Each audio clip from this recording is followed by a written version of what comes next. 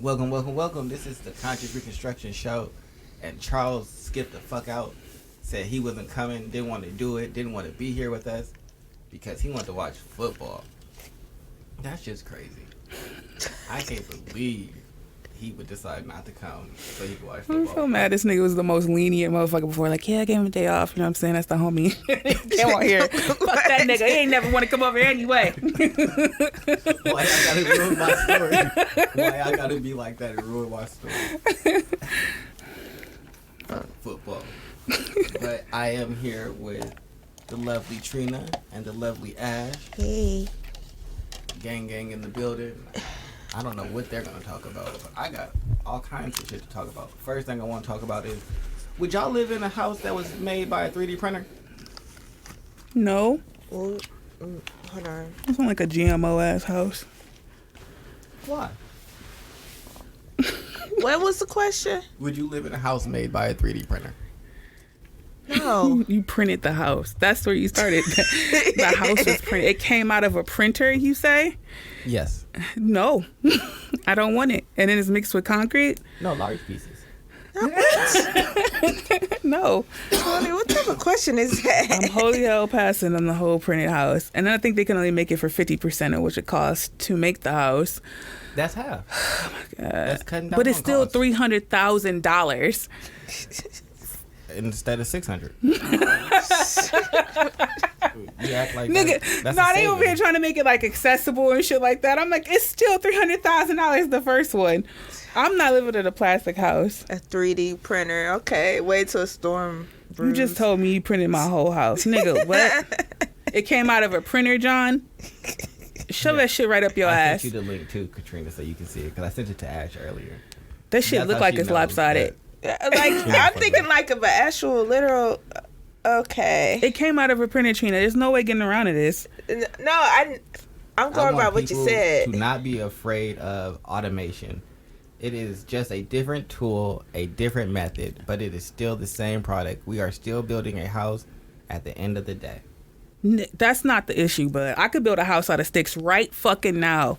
Is it the most sustainable house that I'll ever build? So Absolutely not. let the contractors lose jobs for a 3D printed house. Hold on. They also made this in the hardest place. That's what he said. Yeah, we made it in New York, somewhere in the fucking valley. So this Yeah. just gives us. It gives them Somebody's so gonna- much more leverage in other places to make. No. Build that shit in Antarctica. Let me see how that works. No. Give me that Antarctic printed house. No, out here. No, that's not even the harshest conditions you could ever be in. In New York, upstate New York, Fast, fuck outta cheap, here. and strong. I do not like that. Cheap. that sound like a bummy ass nigga. It's half price because it's 3D printed. Okay.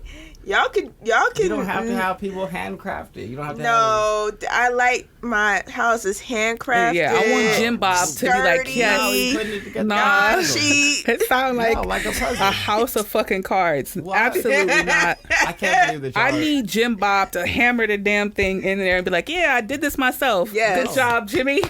No, these pieces just fit in. I will like, continue. like Legos. This Yeah. ain't no Legos. This ain't no Yeah. wrong. Stop it. What? Shut up. Why Get not? the fuck out of here. Why Well, is that Tony- not acceptable? Tony, you get your fast, cheap house. And strong, too. It's And strong. And strong. That sound like brownie paper towels. Nigga, yeah, fast, cheap, sure, and we're strong. strong Get the and we're fuck out of cheap. here. No Lego ass house. They've been in the Lego house. That's all they had to say. Because that's exactly what it sounds like. Oh, shit. I don't Oh, baby, this beam came apart. You just go click it back together. Nigga, where are we? This is the future. There is no doubt about it, says No, Kurt it's not. Anderson. Tony. I can't wait till that Tony, shit flop. it's not. Operations at SQ4D Inc. I'll continue. SQ4D uses automated building methods No. or 3D printing to build structures and homes. So we're taking more jobs away from people by doing this? No. Yes. Yeah, you are. Yeah, you are. No, how many You niggas are. do you need to hit that button? Like, No, no. We're not. No, we need niggas to come and put the Legos together. Shut the fuck up. Yeah, we still need niggas to come do it. They just doing something different now. Take the poor people out of construction and just put technology on that bitch, huh? That's crazy. They in construction. They just Lego builders now. This is so stupid. Why? This is saving time and money. No, this is cheap. This is not the That's point of a house. All right, I want to see the next hurricane blow through that bitch, all right? I want to see how the fast, If cheap, it's made of plastic, and is it strong. like toxic What safe? did they Like, put about here? no, In an area No, where there's not fuck lots of no. hurricanes and things like that. burning it You down. can put it in lots of places. No, thank you. Keep Go ahead, that leave shit. it off. Oh my god. Keep You that about shit to in have New one of York. the Yeah, this what your compound gonna be made out of fucking 3D printed houses. I'm not. I'm gonna be real honest with you, Look, man.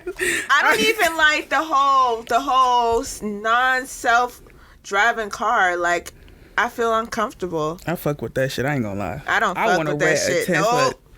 Tony, we need to rent a Tesla, please, so we can stunt. I want to stunt so fucking hard. last I'm time- gonna paint my nails while I do Last fucking time, Tesla. the last person they tested that on, the car went off a cliff or something. No, I'm trying to stunt I'm for good. They real. got them already and they enjoy them. Nigga, I'm trying to stunt so fucking hard on people. Y'all do That's that this shit. it though. That's all I want the Tesla for is to just feel on Instagram. Ooh. Hey, when that's universal, like that whole non-self-driving car goes universal, Uber is out. You think Not so? Uber Eats, but Uber. Yeah. I think for real, like I think it's gonna be like a huge ass class divide for real.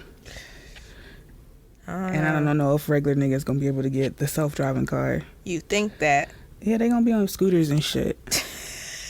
All niggas in the air with their self-driving beamers.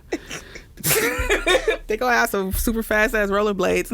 I'm keeping my gas car. Sorry. Are you gonna be one of those? Grandma got a gas car. Yeah, I got a gas car. And gas is cheap. Gas is 2 cents. Damn, Grandma, you gotta turn the ignition. The fuck is an ignition? Now you're fucking busy. Get out my goddamn car. Do you live in a tiny home? No. Oh, like how tiny? Yeah. Well, in LA, they're building homes for the homeless people. And here, I'll send y'all the article. I can share it with y'all. Since y'all don't see it. LA is trying to save the homeless now. Yeah. They should. Don't they got like a Why don't they huge try ass to- homeless people Why don't problem? they try to save their goddamn prices? Like, the only There you go, reason. I sent it to y'all. That's why That's nobody wants to live there anymore. That's why everybody's moving out. But That's okay. It's too high. No, it's ridiculous. It's ridiculous. Not really. The housing, the prices. How much is a house there? I mean, depends on where you're at. Okay. I mean, you can pay $500,000 for a house. But you can No. also make millions of dollars out there. You can, but the people that are not making millions of dollars out there for the regular But those aren't working, the ones that are leaving. but that's not true. The millionaires are the ones that are talking about leaving. Oh, I'm leaving California. So they can drive up the prices everywhere else. But those are the ones that are talking about leaving. Oh, I don't want to be. That's why Joe Rogan made a big deal about. Oh, I'm moving to Texas. Like that's what the millionaires are doing in California. So that's cool, but it sounds like it's a millionaire problem. Mm. It don't really seem like the regular people are like, oh, I gotta get out of California. No, millionaires are really upset about But during California. coronavirus, what is there to do in California if everything's on lockdown? You're paying to live in California, but you don't have the. But I'm not basing that off of a probably once in a lifetime event. It's not a once in a lifetime. This is gonna last for a minute.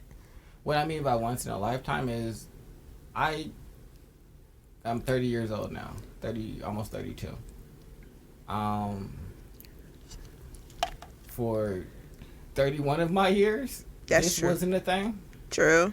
And so for maybe, let's say it goes on for the next 3. So by the time I'm 35, it's fully, completely done. But for me, like if I'm living somewhere, right?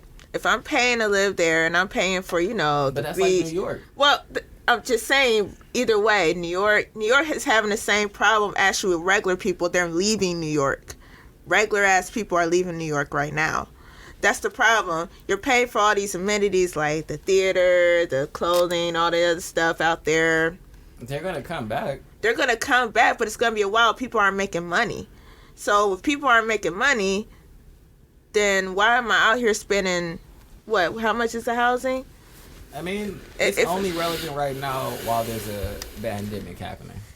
I don't think things are going to be the same. Like I said, you got, I don't know.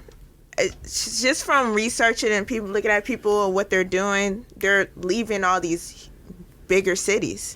I mean, that's just... I mean, they're not leaving Seattle. They're not leaving San Francisco. San Francisco's growing. San Francisco's hella expensive. Seattle is still hella expensive. People are still moving into... Seattle's one of the fastest growing cities. Colorado, the people are... Yeah, because of tech. Yeah. What about L.A., though? You got L.A. out there. I think the millionaire saying he was leaving because his taxes was one of the issues that were astronomical. Are mad about how much they have to pay in California. Yeah. That's why they live in California. Okay. So it's not regular people. Like, all my family is completely fine in California. Uh-huh. Have no desire. Now, they left San Francisco and moved to Sacramento because why? It's a lot cheaper to live in Sacramento yeah. and in San Francisco. But yeah, it wasn't like, oh, I want to leave California. The people that are leaving California is because they're millionaires and they're getting taxed crazy. And now they're like, oh, it's not a benefit because I can't make as much money because everything is closed. But that's millionaires. It's not. So maybe in New York it's a different situation. But it's mostly millionaires that are upset in California and are making a huge fuss about it and making it like a big thing. And if Joe Rogan says, oh, I'm leaving California, he has a lot of people that are just going to be talking heads and like say the same thing, and probably half of them don't even live in California. Mm-hmm. Oh yeah, I would never live in California. Well, you've never been to California. Mm-hmm. So you don't really have like a leg to stand on, and like it just isn't me. I never really. I prefer to move down south. Just. Oh no, I definitely can understand people who are like, I don't really enjoy the West Coast atmosphere. It's completely different from how it is out here, but how here is out completely different from New York. New York is completely different from the South. So I guess it just depends on what aligns with you mostly. Sure. But also, y'all don't live in those tiny homes for the homeless. Tiny home for no. With the homeless? With them? Like we cohabitate together? No, just in the same village. No. You have your own home though. No. It's gonna be a no for me, dog. No. Why? I'm not living. I don't want to live next to these homeless niggas out here. What the fuck? But they have houses. I barely want to live next to Section 8. But yeah. I mean, ain't mostly homeless people like they have somewhere to go. A lot of them are choosing not to because of like mental health issues. That's one of the parts of the homeless problem. And some people just generally lost their homes and just cannot get back to where they once was. But that's also an energy that I just don't want to be a part of. And I know that's really cold, but poverty energy is not my energy. And I don't want to be around it 24/7. And I know that's really cold. Listen, I help people all the time. The homeless man that gave me his number the other day, way back. He was like, yeah, can I have such and such? And I gave it to him. And he was like, oh, I'll pay you back. Here go my number so you can call me. Hey. That's what you get. You wanted None of this is normal. Hey, you wanted to be hit on by a homeless man. This is Black History Month. That's Black excellence right there. Look at you pulling homeless man. I'd rather not. There you go. He got a cell phone too. It does so many things. Like me and my brother was like, there's so many questions I have. How you got a cell phone? You got a house number or is this your cell phone? It's no. Oh my God! Fucking Stop Obama it. phone. Yeah. This nigga had the audacity to be like, yeah. He really shot his shot, and I threw that number straight out the window. I'm like, what am I gonna do with this, sir?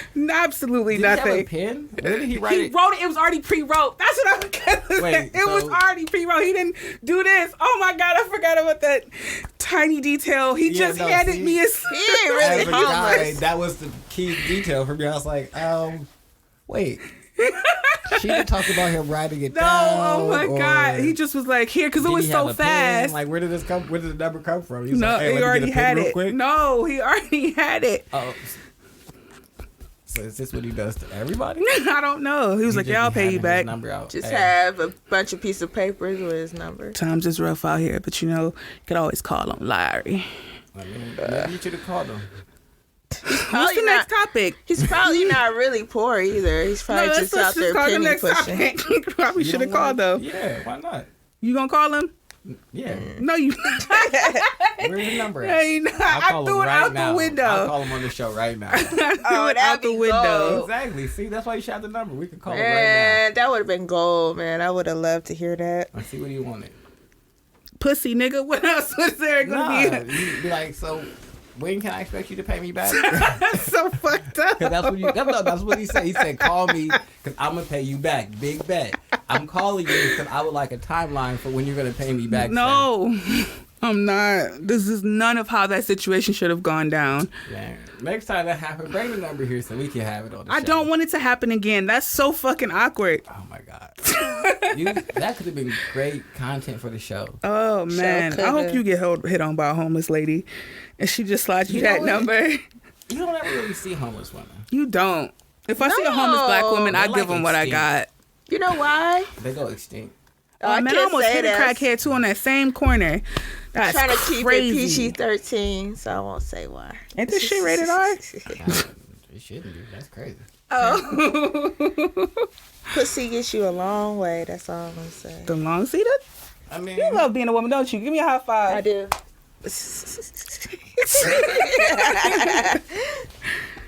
I mean, you still homeless.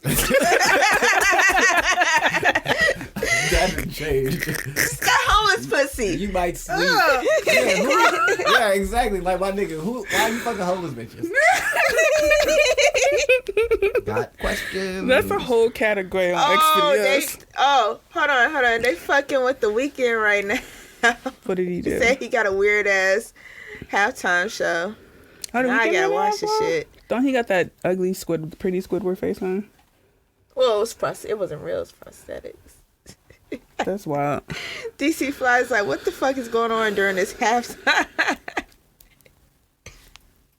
Good stuff.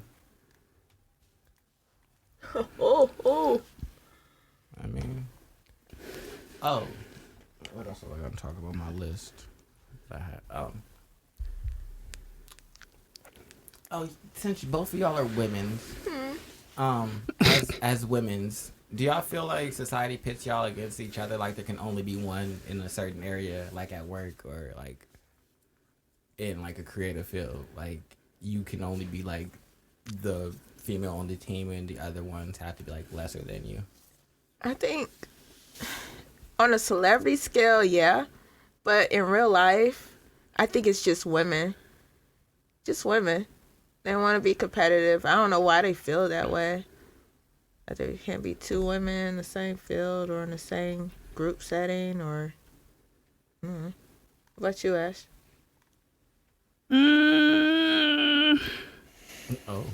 I'm trying to think of a situation where I have been in the personally or have seen it.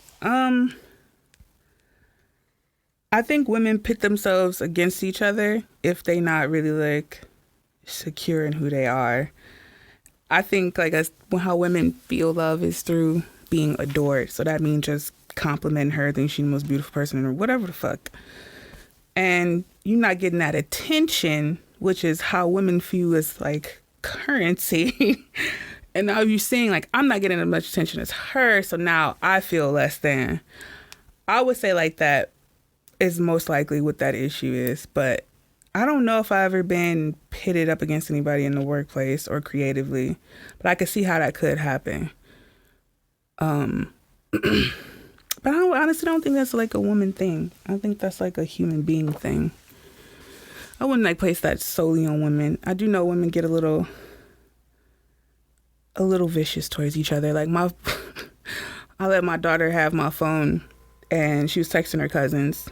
It'd be like 62 notifications of these niggas just being absolutely terrible towards each other. Like, I don't know if Riley was, she couldn't text because it was my phone, but I would get like 62 notifications randomly of these niggas just being total assholes to each other. And it's all girls just being just terrible. I don't know where that comes from between ladies to like feel like they would like to fight or like just be at odds with each other. But I will say, like, I don't have as many girlfriends as I would like, only because you could say anything and a woman would just disappear. Like, it's no talking about it. We're just done. We're not friends no more. Like, you missed the whole point of friendship, didn't you? You missed the whole fucking point of we're supposed to work through these tough times, not just be like, well, I'm just done and I'm just leaving. That's not how friendship works. That's not how I see friendship would work. No, you doing it wrong then. Well, screw you. Screw you. Bye. Oh, Yeah, talk to me no more. Yeah, no. Got one disagreement. All of a sudden, it's a big blowout. Yeah, we can't talk to each other for 6 months or ever again. Like, what? Not at all. I don't understand what happened. You wasn't acting right. Clearly, that's okay. If you gotta leave because I wasn't acting right, then bye. But no, I don't think we know how to really get along with each other. I don't know if it's like, I can't pinpoint it to say like, oh, there's something in this is how we're taught. I don't know.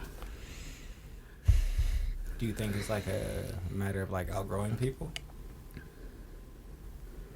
It could be.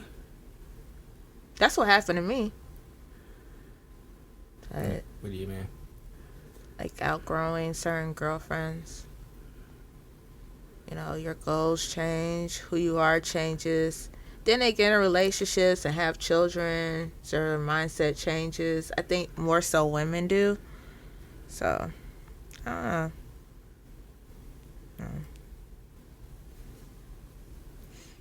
I mean, you can outgrow anybody.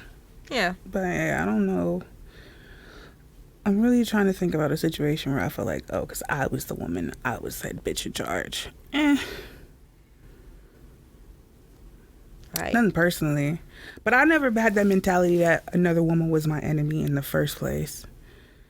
I just could never get myself in there because it's always been, what do another bitch got to do it with?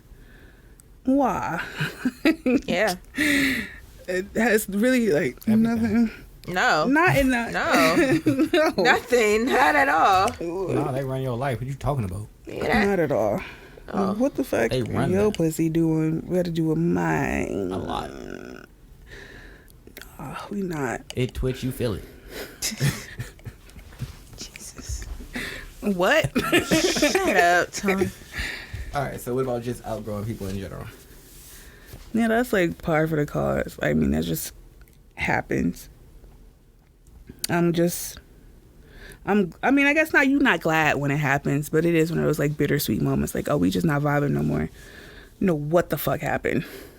But you go bye-bye, and I go bye-bye. My last fallout with a friend was a little bit big, but it wasn't like huge. Like, we didn't scrap or anything, but she got pregnant the third time. And the person she got pregnant by, I don't know, like,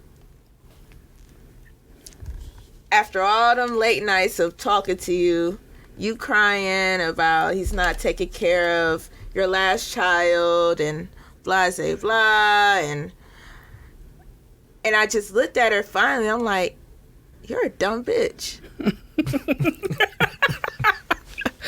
Oh. And just, no, I just... It be like that. Yeah, I finally just say, you know what, like, fuck oh, you, but man. she be like that too, though. I know I'm not supposed to care, but deep, it's like, really, bitch? Really? Okay. No. Nope. What have your Nope. experiences been like, Ash? Have they been like Katrina's, where it's just been like a smack in the face, like, oh, so you just go keep doing this? We can't keep doing this together. Nope. Yeah. Well, no, it's always been like, they abruptly leave. They just be like, well, I don't like nothing of what you said and anything like that. Every girlfriend I had just left like that. It was like, well, fuck you. And then they just was gone. And I never said anything after. I was never trying to amend anything because, okay, like you just bounced. All right, well, fuck you too then. There's nothing more to say. But I'm trying to think of a girlfriend that was just like, oh, so you just gonna do what you want to do. I had one of my younger friends like that where she still kind of complains about her situation. And And it's like, well, you know, but I go into it knowing that she younger than me and she got to kind of figure shit out on her own. So I'm never like holding that against her. But we also don't hang out too much because she got different problems than I got. So what about the situation, like you said, where you said something to your friends? Like, were you telling them about themselves, or like, what was said that made them like feel away and then like exit the friendship? This one might be my fault though. The one girl, she just became a lesbian out of nowhere. She was talking to this girl on the phone, and then moved this girl to her whatever. They moved here. And I was like, well, where did this come from? Never like was like, oh, you know, I might be into girls. It just was happened so suddenly. And I was talking about it with one of my friends, and then my fucking friend got to being like, well, I feel like we need to talk to her because, bitch, this was between me and you. What are you talking about? So she ended up finding out, you know, it's none of your business. Da-da-da. I'm like, you fucking right. It's none of my business. And she was mad about that. Like, because it was just so shocking. Like, what? We just doing this now? But I'm also mad at my other friend for like a conversation that should have been between me and her to be left between me and her. So then she found out about that conversation. So then she left because obviously. Did the other friend stay? The other friend stayed. I'm like, what's her issue? And the other friend stayed for a while. But me and her, it was never really like, we were pretty cool. The only reason I think we hung around each other so long is because of being in middle school together. So I guess we had some sort of loyalty because of that. But that bitch always stayed around the corner from me and would never see me. So we would go months without talking, and every once in a while we exchange, you know, just come together. That's weird. It's weird as fuck. But it's not a friend. So that one fell off too. So it wasn't like, oh, we don't have to keep up with each other anymore. I understand now. I'm bad at keeping up with people too, so yeah. Yeah, me too. I'm pretty shitty about that. Yeah. Like wholeheartedly ass shitty. Like, yeah, I'm kind of trash at that. What's going on, Ash? Like, it's two things. I'll be in my own world 90% of the time. The second one is like, I'll be having like, oh man, I should hang out with this person and talk myself out of it. Like, no, they probably wouldn't want to hang out with you. I don't know why I do that. It's not like I feel like I'm an asshole or anything like that. People generally like being around me for the most part. But usually I talk myself out of it. Like, nah, they probably don't want to hear about you. Back to daydreaming. So it's like that. Yeah, for me, it's more the first one. I'm usually like in my own world. And then I like lose track of time, and I'm like, fuck. Mm-hmm. It's already this time, and then I talk myself out of doing it because I'm like, but if I do it now, it's already late, and then it'll be this time, and then other things I've got to get done or that I need to be doing that are like real life things. They'll be like have to be jammed in, and I'm like, I don't want to do that. So then I just kind of like end up not doing what I had possibly might have thought about doing or committed to. Yeah, or I just get caught up back to daydreaming. Like, isn't it more fun than my daydream? So you niggas' realities be ruining it. Yeah, no. The real you just would be so real. Like, oh, you breathe. I'm gonna be breathing in my daydream. And then I'm really selective about who I want around me.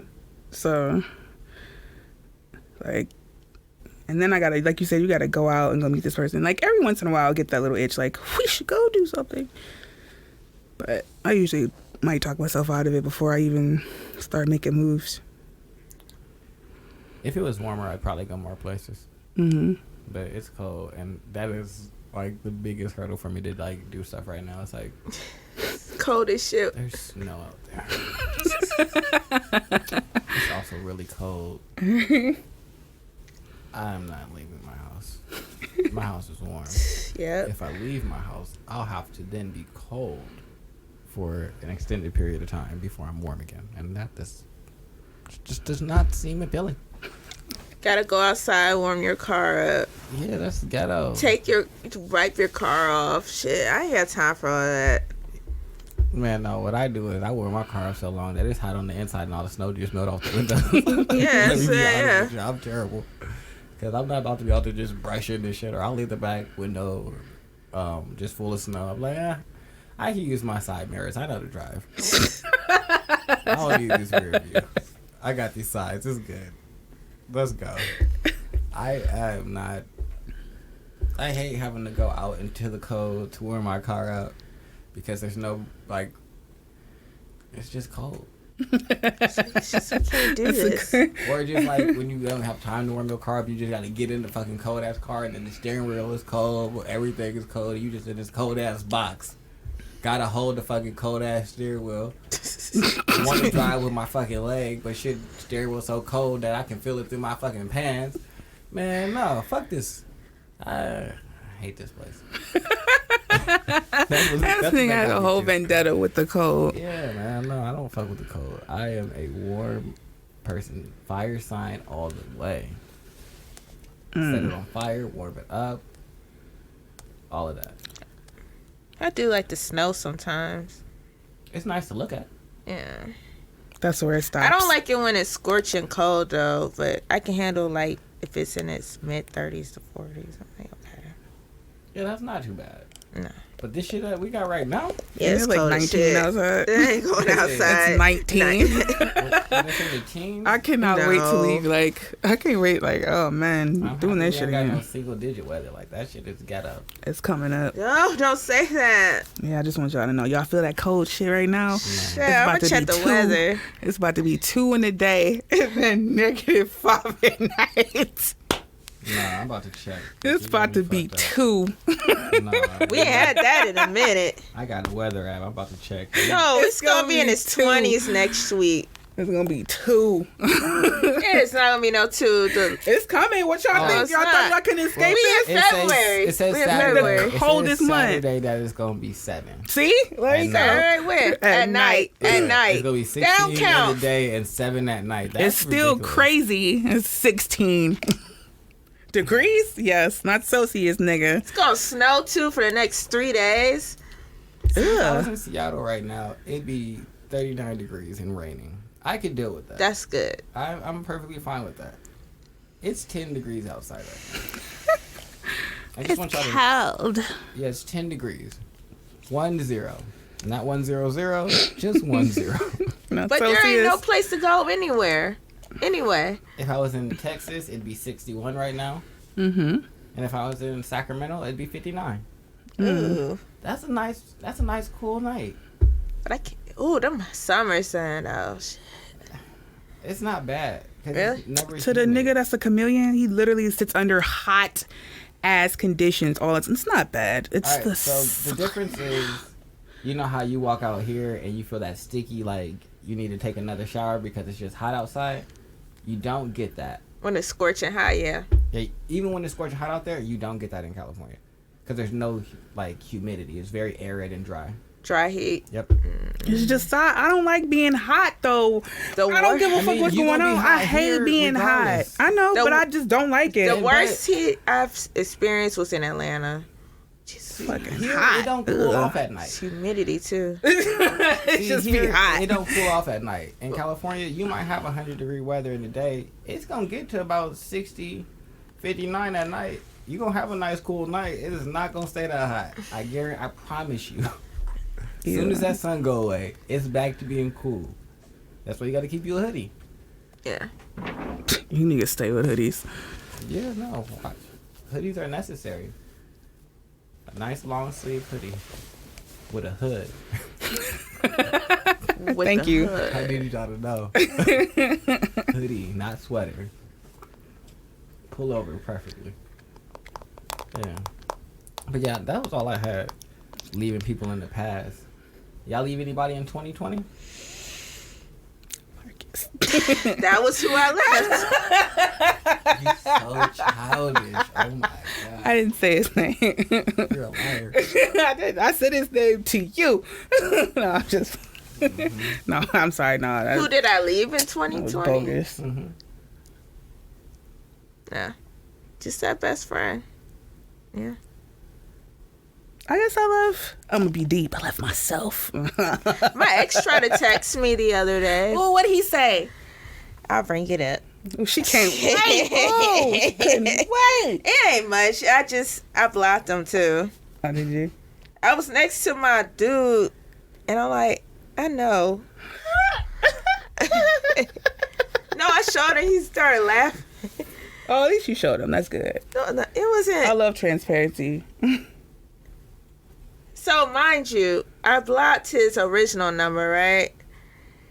He asked, hey, who is this? David, I miss you and want you back. Damn, That was at 9:33. I didn't say shit. At 9:37, never mind. Have a good night. I won't contact you ever again. And I was like, good night. childish. Later, he couldn't wait 5 minutes. That's what my dude He said. couldn't wait. That's what my boyfriend said. He's like, what the What fuck? if you was in the shower and your phone was out there? He couldn't wait for you to get out the shower and see it.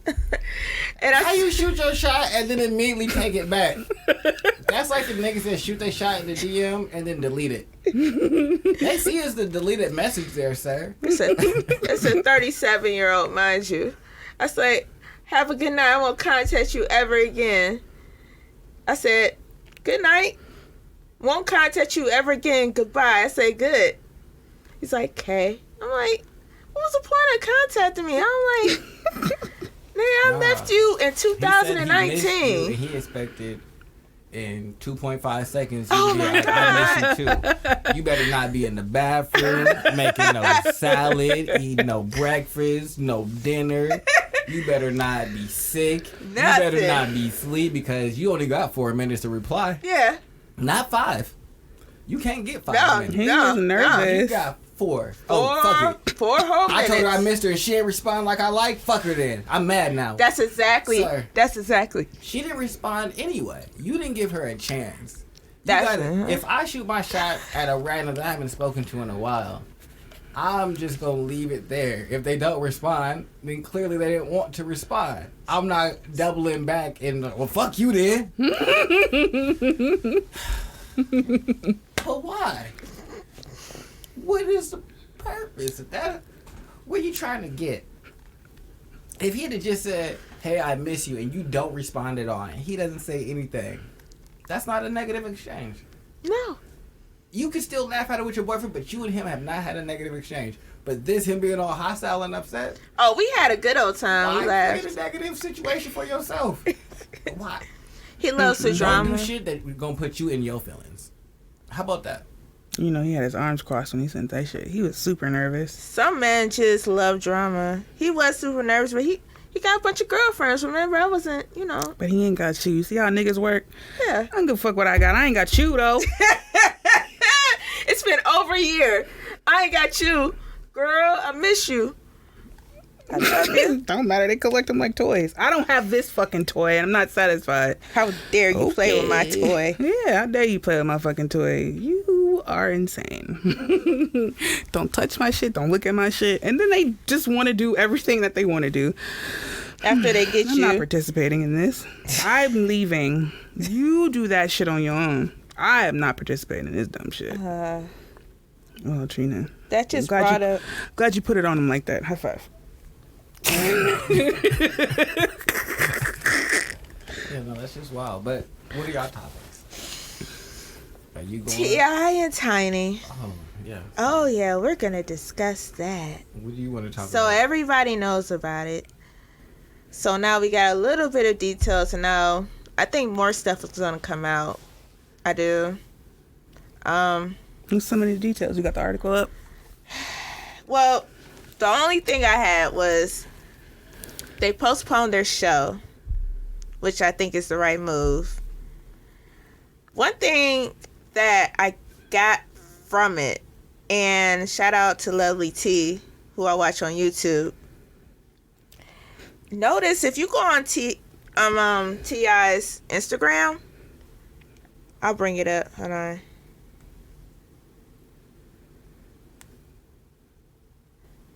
Like a couple of days before the whole exposure came out, he posted an article on an Atlanta councilman rejecting a proposed recording studio ordinance.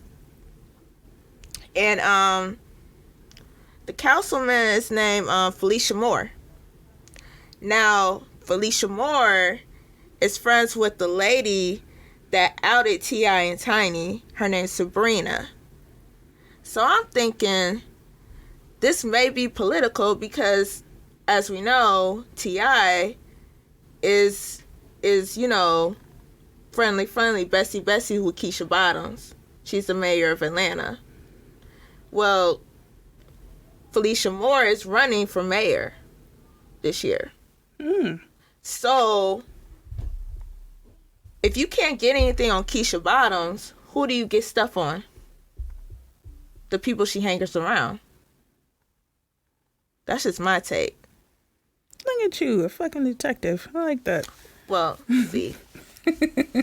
I shouted out the person that, I watched, but yeah. I wish that somebody would come out and just directly say, where is the information of the person that was like, this was happening? So, what I know of it is, a few weeks before this happened, there is allegations that T.I. pulled a gun on a woman. Then Tiny came out and refuted those allegations and basically kind of like said, stop lying on my man. And that kind of just like blew over and disappeared. And then she came back with, oh, I got these other women that said T.I. and Tiny sexually, like, they say sexually trafficked, but that's not really what happened.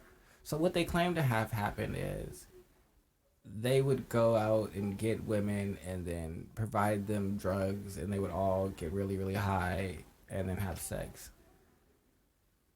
And then they were like, well, sometimes the women would be passed out and have sex. But in a lot of the stories that I read, it was like, oh, I was smart enough to get out of there, but I just feel so bad for the girls that were there. I was like, so you don't know what happened because you left. So what you did see was a lot of people choosing to do drugs, and then what you described was you saw consensual sex, and then you left because you didn't want to take drugs and have sex. Whoa. And some of those, complaints no. in the DMs, some of those girls did wake up and not know what happened. The problem is that when you involve drugs into sex, consent gets muddy. Yeah. Consent gets all the way muddy, and that's not where I was taking. Right. My thing is I guess it's just interesting that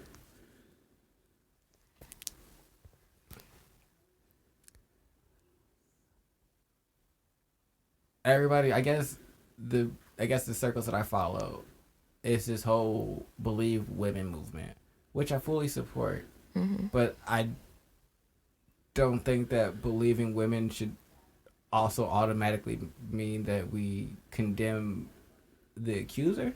Mm-hmm. And I think that's where this is going.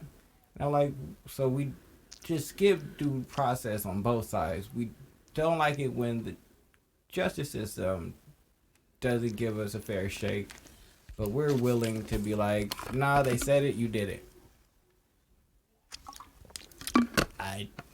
I just don't know. And a lot of people coming up and were making these accusations were like, I want to stay anonymous. Right. I respect that. But then the only person that can speak on this is this woman that already has known issues with T.I. Well, that was the lady that I mentioned that had connections to that councilwoman. Yeah. And, Felicia Moore. But yeah, so she also has like known like issues and like restraining orders against her I believe, mm-hmm. with T.I. and Tiny.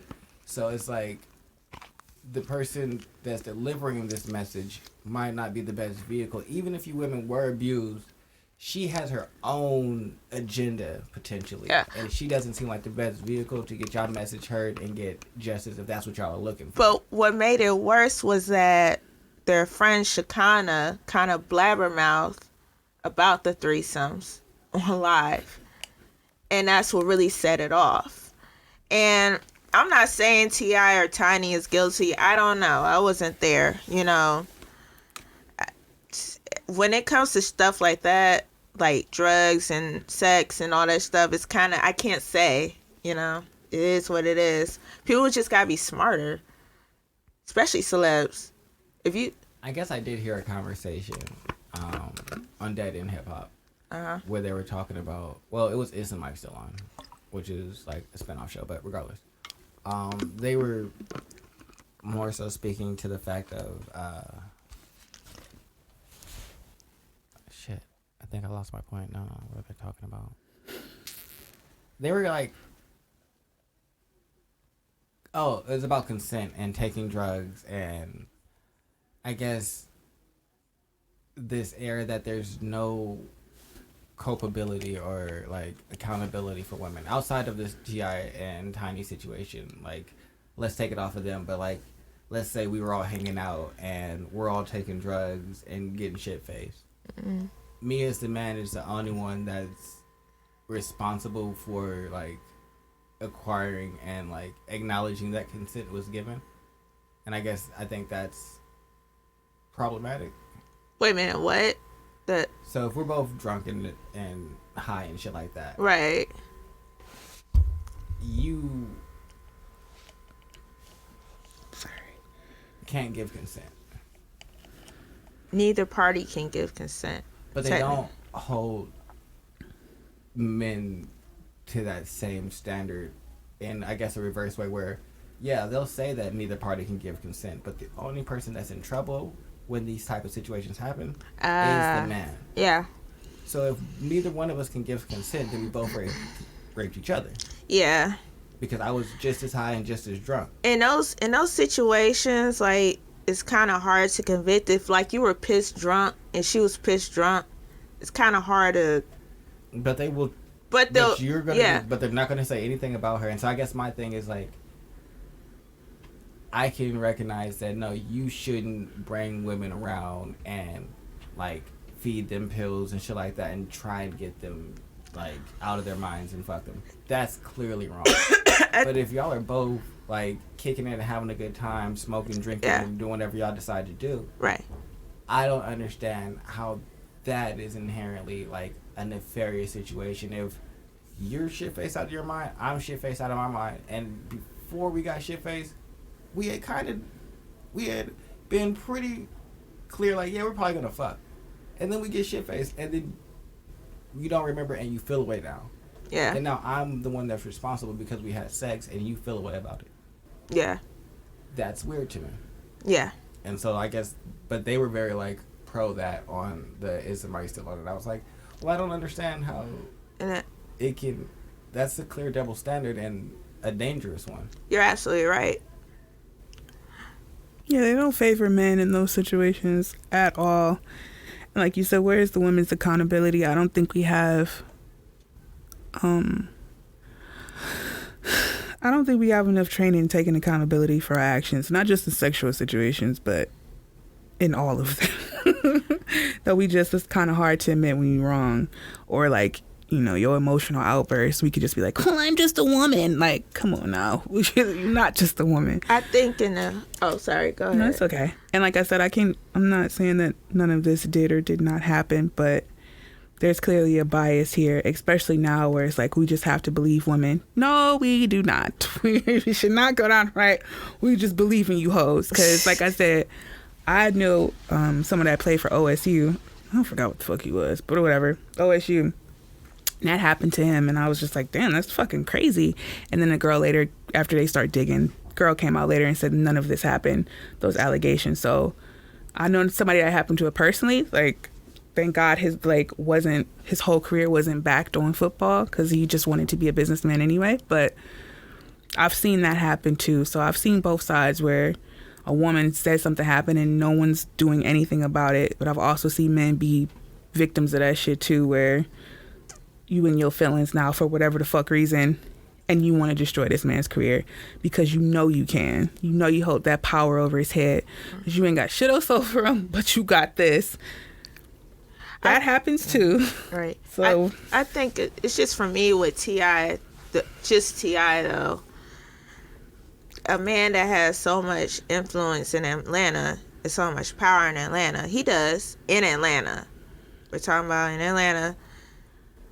It's kind of like when you have 40 women coming out and saying the same thing about you and about your wife. That's true. They said Tiny's actually I heard that more than one of those people said she's the aggressor. Well, see, one story I read, like I said, like I've read a couple of stories, and one of the stories that said she was the aggressor was like, yeah, she was a known stripper escort. She Right. moved down to Atlanta, didn't move there the first time, moved down there the second time, lived close to them, got invited over for a threesome. T.I. was having a little bit too much fun with her, and then Tiny punched her in the face. That don't sound like rape. That sounds like y'all got in a fight and she assaulted you. Absolutely. But that's not rape or sexual trafficking. Right. So But this just because y'all were having sex at the time that this happened doesn't Right. make that a sexual incident, really. right. Shit, that's not I don't think But that's one of the things that they're like involving in this. So it's like right. some of it's like, yeah, if there's a lot of people coming for it, there might be some credence to it. But then when I start looking at the stories, it's like some of these stories also don't really feel Authentic. towards like sex trafficking and Yeah. rape in the way that they're trying to paint it. Not saying Yeah. that things didn't happen, but if you're gonna say rape and he's sex trafficking, those are very like egregious like allegations. And sex trafficking means that he's selling women, Yeah. Yeah. and that doesn't sound like what he was doing. Y'all basically said that him and his wife were having threesomes and fucking bitches and getting real high. Like I said, That's not sex trafficking. That, Right. They might be doing something really wild, inappropriate shit, but that's Right. also not sex. So but who's to say I go over there for a threesome? Because a lot of these women were sex workers. Let's just keep it 100. What's to say I go over there, you offer me, some pills. Fine. It's like, it's just the two of you? Yeah, it's just the two of us. Okay, that's what I signed up for. Your friends come over. I have sex with you. I'm out of my mind. You pass me off to your friends. That's rape. Yeah, them niggas rap about that shit a lot. that's rape, but that's not sexual trafficking. So. But that's not sexual trafficking. I don't believe there was trafficking going on or See, that's underage one of the things. main things that they say, oh, he was... Right. So rape, yes, I can give you, and I'm not saying that there wasn't rape that was happening, but I'm Right. saying, like, sexual trafficking is a very serious problem that we have in this country Especially in Atlanta. that we don't really do anything about, and so we should actually focus on that and not just mislabel shit. Oh, this is sexual trafficking. No, that's not. What happens in sexual trafficking, these girls would be gone and just disappeared. That's sexual trafficking. Right. Because now they're in a completely different country or a different state, don't know nobody, don't have any connections, drugged out of their minds. That's not what you're saying this man did. So I just, like, for me, it's like, if you rape people, let's say that. And let's deal with that, but let's not, like, throw in all these labels to make it, like, a hyperbolic situation and then be like, well, when you get down to it, it seems like some rape may have occurred. Right. Which is still egregious. Right. But sex trafficking in Atlanta is a huge issue, and they're Sure. trying to tie it into hip hop. That's what they're trying to do. I truly believe that they're trying to get hip hop out of Atlanta. They are. If you read that article on his timeline, so basically it's about that lady. She want rappers. I mean, That's stupid. it goes deep. It goes deep. I mean, there's people in Atlanta that do not want rappers to be the face of their town or their city. And there's issues in understand there being a group of the intellectual blacks that feel like now that they've monetized and been able to capitalize off of all the like flash and the monetary value that the rappers and hip hop just industry in itself has brought, that they've been able to establish themselves independently of that. Now they don't need them. Oh yeah. That's what that sounds like. Oh yeah. But then it's like, well, what's gonna basically be? what I'm saying. Then what's gonna be like the lure to come to Atlanta? Like, I just want to know. I mean, 'Cause ain't no Atlanta- tech things going in there. It's mostly entertainment that people would like to go to Atlanta for. I don't see tech niggas going to Atlanta. So I mean, black people, what are you talking about? I mean, there's That's huge dumb. businesses in Atlanta. I mean, black people are thriving, and not just in entertainment. Mm-hmm. But that's mostly what it'd be like. Oh, nigga, people, Atlanta. they're What? just known for their entertainment. They're not. Not everybody in there is entertained. Granted, if you're a stripper down there, you're making bukus of money. Yeah. But once they start banning certain things and restricting certain things, and it does.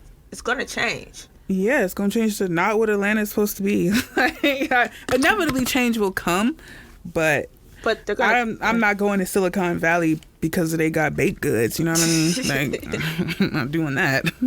Yeah, so I don't know. But I think it's a unique situation. So I'm erring on I'll just see how this plays out, and if he's guilty, then fuck it. Throw that nigga in jail and his wife. Yeah. And if he's not, there has to be some type of like conversation about doing something about false allegations. I know that's a touchy subject. No, I agree. No, them bitches to go to jail or play a whole fucking fine, like a hefty ass fine. I agree. People with sense agree. Hey. If they found out you're lying, like no, you should go to jail evidence, or pay $500,000. I don't know which one should come first. Yep. That's fucking terrible. You could ruin somebody's life. Whole ass reputation. They should. You do ruin their life, like. Because you can never shake this clean for real. It's always gonna be that one time, even if you were found innocent. You get innocent. If somebody just Googles your name, that's still gonna pop up. Yeah. Sadly. Especially in this time, in this world, like that's not coming off of your resume. Not at all. Now, I just want to know what transpires after this, because I know a lot of stuff is gonna come out. Maybe not about T.I. and Tiny, but it'd be interesting just to see how Atlanta responds to this in general. And that it seems like a Atlanta specific incident. In that race, Keisha Brown's gonna, I don't know, she gonna have to hold on to her poll numbers, but we shall see. Gonna be tough. We shall see. Yeah. Oh, the clout chasing lady. Would y'all spray Gorilla Glue in y'all hair to keep it down? No. Why not? I hate when you ask why not. It's like you making it sound like, what's a good idea? I don't understand your reasoning. Yeah. Stop. It'll hold your hair in place. Stop it. We know it holds things in place. Yeah. But fake hairs must be held in place that long. Bitch, that is industrial strength. Why you fucking this nigga and you ain't comfortable with sitting out your weave? Stop it. Just be like, don't pull my hair. That's it. Because you know that's the main thing. She want to fuck with her hair is stable. Look like a helmet. she don't never want that shit to come on. She don't never want that shit to come off. No, her that hair is basically glued to her scalp at this point. Oh my! Her hair is done. Her hair is done at this point. I don't even know if it's gonna grow back after they take it out. I know she was putting acetone in her hair. That's what I was about to say. Like, why she gonna get that shit out? And the only thing I said is acetone. I know they got it sting. Well, you ain't never been that attached to no weave. She'd be like, this ain't never going nowhere. I've never looked at a weave and be like, you ain't never leaving. And she can't shave it off. Well, she says that she normally uses this type of regular, like, hairspray that just holds your hair. And she ran out of that. So Gorilla Glue. The name is intimidating. Mind you, people, this is a 40-year-old woman. But she should just couldn't go to the beauty supply store and be like, hey, Habib, give me that fucking $1 hair glue. She was like, Gorilla Glue all day. There is nothing like, just wear a hat. I don't understand. She said that when she just recently, when she start touching it, it hurts. I'm like, I bet it does hurt. There's chemicals in there. Oh, you got now it's affecting your brain and shit. You don't know what the fuck's going on. Yeah, she did. She did. Doctor's appointment. She did go to the doctor. They don't even know what the fuck to do. You can never be that attached. Idiot. That's crazy. Fucking idiot. And if she used acetone, that's even more chemicals. She gonna have to do something. Whatchamacallit though? The glue. Nah, she's gonna be bald after this one.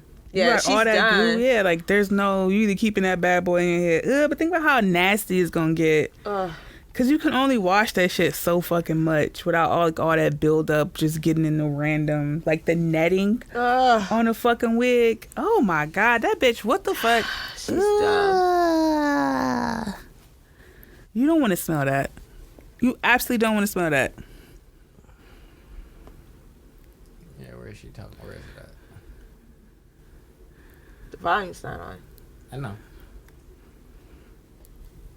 You just addicted to just looking a certain way. She can't even. No, that Pantene ain't getting it out. Yeah, she tried to wash it out. So that's what she used. That right there. That's normal. I've Yeah. seen bitches use And that. so she used that instead because she ran out of her hairspray. So did she think Gorilla Snout is the same thing as Gorilla Glue? I don't know, but That's a gel though. Yeah, but yeah, that's what she did. She was using the gel originally, and was like, I ran out of this, so I used this. Her hair looks shiny as fuck though. I ain't gonna cut It like some does. sheen. I mean, I guess if that's what you're going for, then yeah. That you got some ponytail sheen. slick. Look at that ponytail is slick. been slick for a whole month. It ain't never going nowhere. It's like your Oh hair my is God. stuck like that. Why It's is her done. hair is so perfect though? That's not normal. That shit is laid so flat. That's what niggas be trying to achieve every time you brush your hair to get that. And now we know the secret. gotta use a Gorilla sander. glue. They should sand it.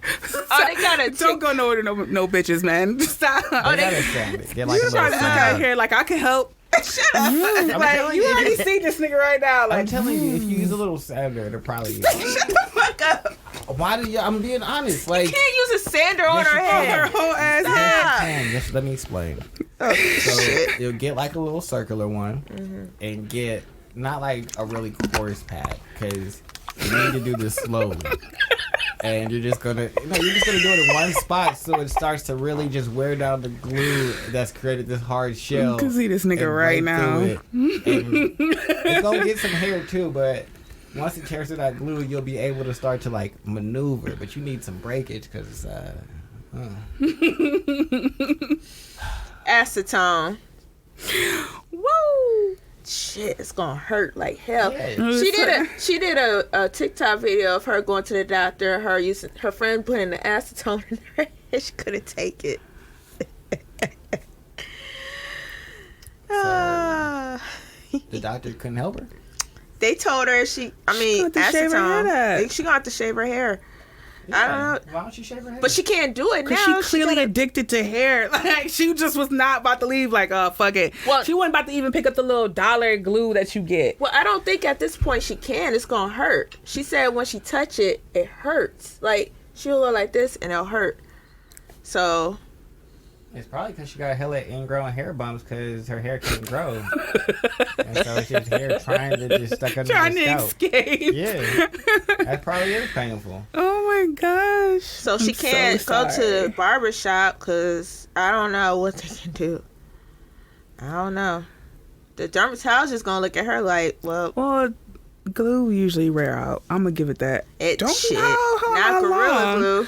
Now, Gorilla Glue suck. That's especially for somebody to be doing crafts and shit and like know when stuff break. Gorilla Glue is actually, my personal opinion, is the shittiest glue I ever had. Really?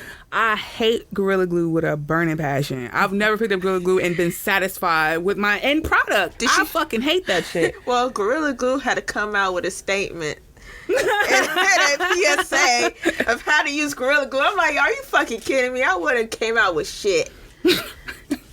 Came out with shit. Your dumbass want to put Gorilla Glue in your hair. That's up to you. Don't try to sue me either. No, I'm still good on it. Because I'm going to laugh at you, dumbass. Suing. You suing. No. Give them ducats. Don't. You It's won't not- even have a Did it say case. don't spray in my hair? 'Cause if it didn't, I'm suing. Stop. Shut the fuck up. Did it say just hold stuff and it's strong? Because if Sir, it did, I'm suing. It says what it's used for on the bottle. It's nowhere in Does it this. say nowhere don't in spray this on bottle. your hair? Does it say spray Does on it your say- damn hair? No, it doesn't Is say it- don't. Excuse me, sir. No. So is it in the let me- hair product so let me explain section? how liability Huh? works. I know how liability works. You got to tell me not to do it for No, you you not to be liable. You do. Oh my god. Yeah, you do. Honey, That's why It's- on all the videos when they're giving advice, they're very like, clear. Hey, this isn't official advice. but here's I'm the not a thing. licensed professional. Here's the thing. On the bottle, it clearly says what this spray is used for. It but does not also say says hair. It also says don't ingest. It says don't eat. So it tells you what not to do with it too. Don't get in your eyes. Be careful. Don't get it inside with of your your hands. skin. Your skin. My hair is in So- skin. so- My hair is in skin. It's But it's hair on her scalp. follicles. It's on the Uh-oh. scalp with your skin. Sorry, you don't have a case. Bye. Leave my It courtroom. does. Kicked you out the fucking Nah, you courtroom. can put it on your hair. Ma'am. This is why Yeah, I it's didn't fine. become a judge, man. I would have been cussing everybody. I'd be like, so you just entered my courtroom with Gorilla Glue in your damn head. And I want them to pay for it. I can see Judge Really? Joe Brown right now. Really? I So expect you them to. mean All to right, tell me? Go ahead. Waste my time. Go ahead. I am. All right, go ahead. I Shit. The fuck? They need to be paying for this. They didn't say don't. They put ain't it in gonna your pay hair. for a motherfucking thing. Ain't nobody paying for that girl to get glue Hey, out her damn they head. Might, since She this did. is so popular, they might just give her some pity buddy. She did start a GoFundMe? GoFundMe. Of Yeah. Don't get this shit out of my head. I'm like, y'all some dummies. I ain't paying shit towards that Again, girl. I'm not donating to that. That don't make no sense. That's childish. Shouldn't even get a settlement either. She's just stupid. Stupidity did this.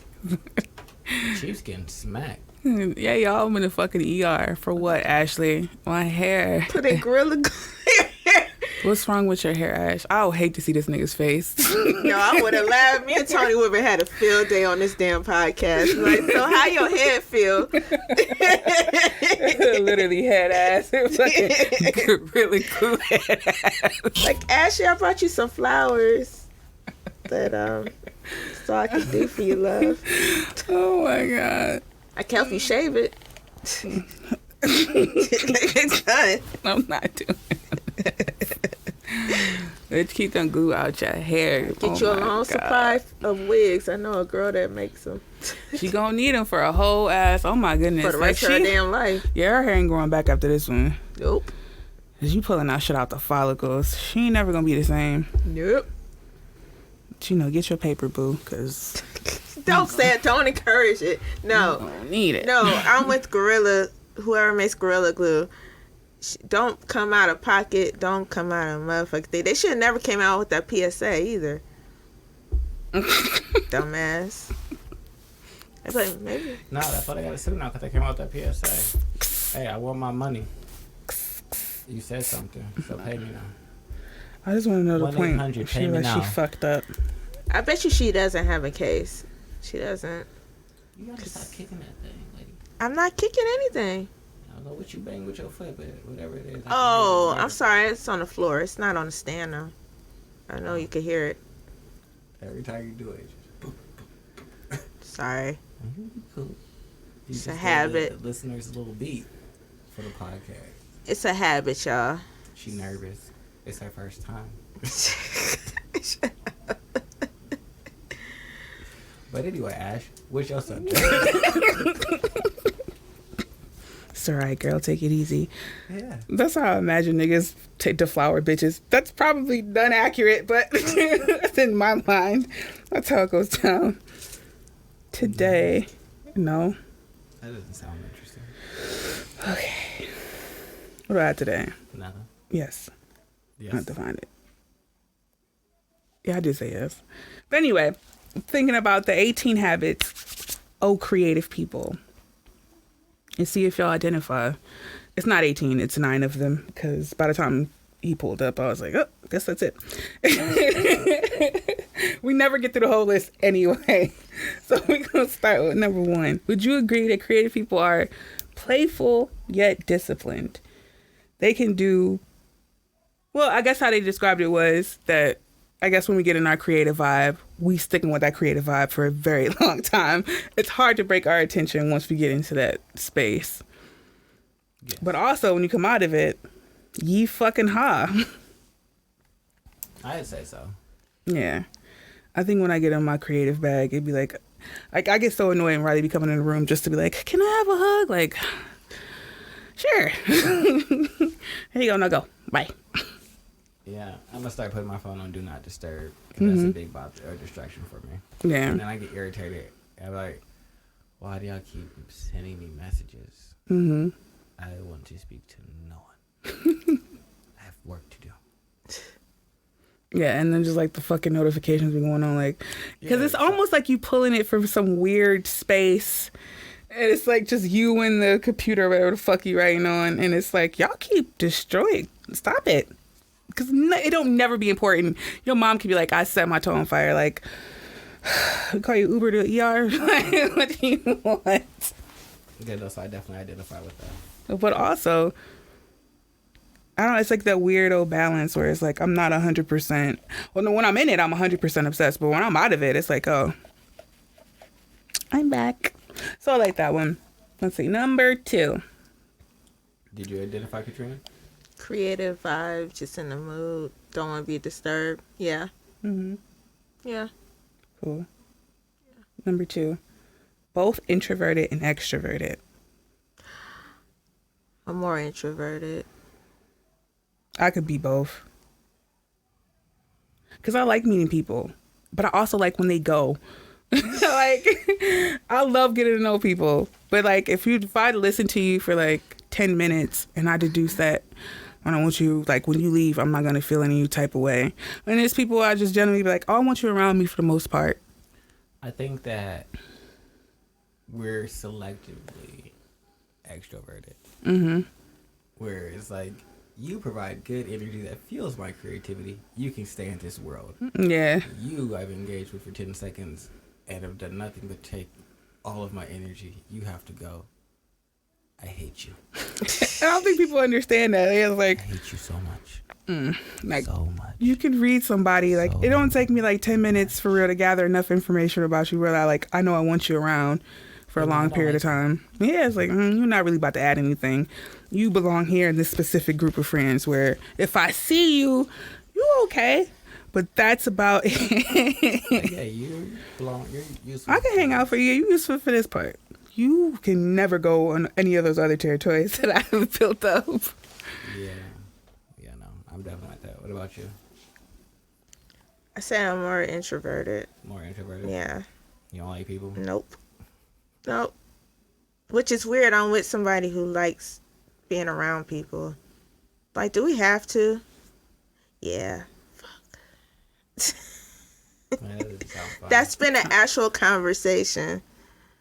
It's like, Yeah. well, what's his face is down at such and such. I'm like, do we have to go? Yeah, we gotta go mingle and talk to people and blah blah blah. I'm like, See, I don't mind doing that. Like, hopefully, somebody that I end up with be like, yeah, we here for like 2 hours and we just gonna bounce. Bitch. don't get me wrong.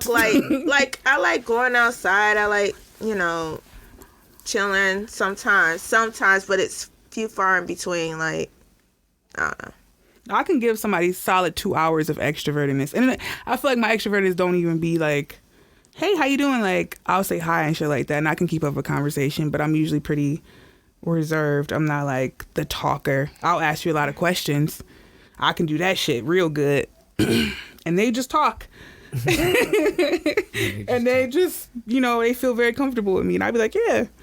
Because I let you talk about yourself. So that's cool. I don't know how much information you got about me, but I'm also very selective about the information that comes out of my mouth. So if somebody was like, yeah, we going out, give me 2 solid hours. We got 2 hours, maybe 3, Ash, and then we can go. That's the perfect nigga.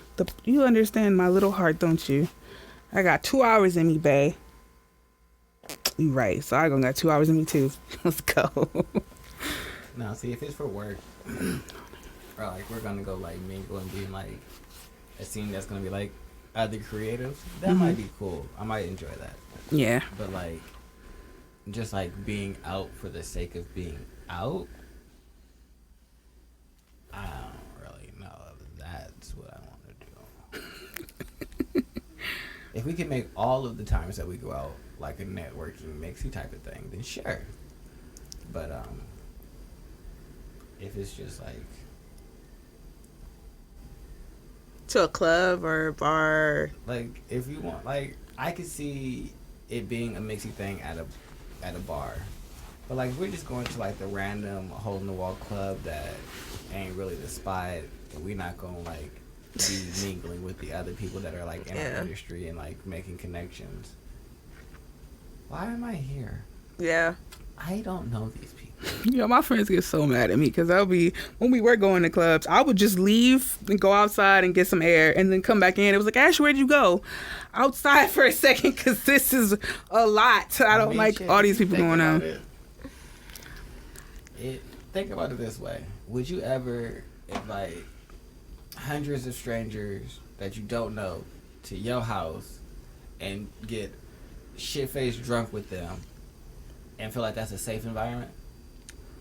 but you put yourself in a random place and do that exact thing.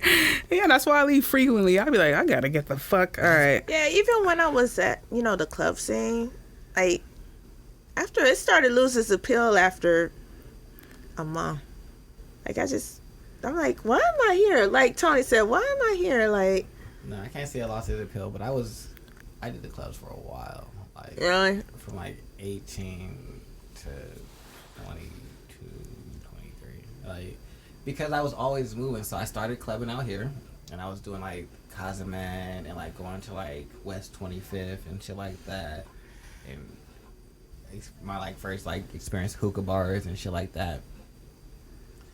Then I turned 21 in California, so then I started experience real clubs in California. Was my first like taste of like going to like an older club and things like that for real. That was lit. So I spent a lot of time in those clubs, and then I moved to Texas. So then I spent a lot of time clubbing in Texas because I was just always in a new environment with like brand new people, and we were always like, oh, let's just go do this. So I had probably like a good 5-year run of just like. Well, you were traveling, so that was a little and then also different. waking up Yeah. blackout drunk the next day. Like, yeah, Tony had a wild get drunk and have a party phase. Like, a good solid 5 years, I'm going to say. Like, Tony was Now, doing whatever the fuck he wanted. now out here, it's the same fucking people. It's like, Oh, yeah, I would routinely. Like, when I first started out here, we would go out to the club. I would sleep on my homie's floor because he lived closer to my job. And I would wake up at like 5 o'clock in the morning, go to work at 6, get off at 3, and go do it all again that night. And that's where I would be for those 2 nights out the week. Like, I'm being here from Thursday to Sunday. And when I gotta go to work, I'll just go, and we're gonna come and yeah, get drunk and go party. Then his brother was older, so he would always get us liquor too. It was a great time. And we would just get shit-faced drunk and then go out.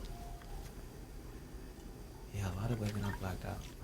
Yeah, no, I don't like people. Like, I hate other people. Like that definitely is like now. I'm like, I can probably see if I wasn't with all my friends going out, I wouldn't have been like the going out type because that's the only time I want to go out when it's a giant group of us. Because I just want to hang out with all my friends out here. I don't want to hang out with y'all. I want it to be like 30 of us and we just kick it. That's how it would normally be. Like, it'd be like a gang, 15 to 20 of us all the time at the club. So then it was a good environment. You could sit around, kick it. You have enough area and space because just bodies take up enough space. It's good. But just like going to the club by myself, I've done that a couple of times and it's never as fun. I'm just like, this is alright. I can also be at home. It'd be way better. it's like, what am I have to eat when I get to the house? Yeah, like, shit, am I gonna grab something to eat before I get home? Shit. Yeah, so definitely introvert, extrovert. Yeah, I can bounce back between them pretty often, but it's selective, I guess. I know when I need to be extroverted, but my version of extrovert, I feel like my version of being an extrovert is still very introverted. See, I'm selective, but like I'll do like specific things, like do say Palooza. Mm-hmm. Do a little like traveling, get drunk party. I went to that because that just was like an event, and especially like at the height of it when it was just like circling around. I think it was like 2017, maybe 2017, something like that. Right when it was just like at its peak of like popularity, had a lot of like you would get a lot of artists popping in and like doing shows and things like that. It was doing really well.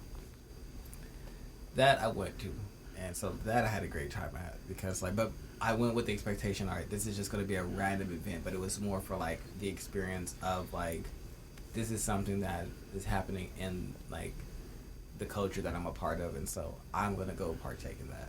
Like I would have done trap karaoke if I could have, if it actually ever came out here. I think it did. No, that was Columbus. Yeah. Columbus or Cincinnati. It was close, but I wasn't traveling for that. So I'll do things like that. Like I'll do certain party events or things like that, but it has to be like specific. Or I'll go to like conventions, but that's like directly aligned with like my interest. Yeah, you don't have to be extroverted. You could just look around and be by yourself and be alright if you go to a convention. It's also cool to talk to people, I guess.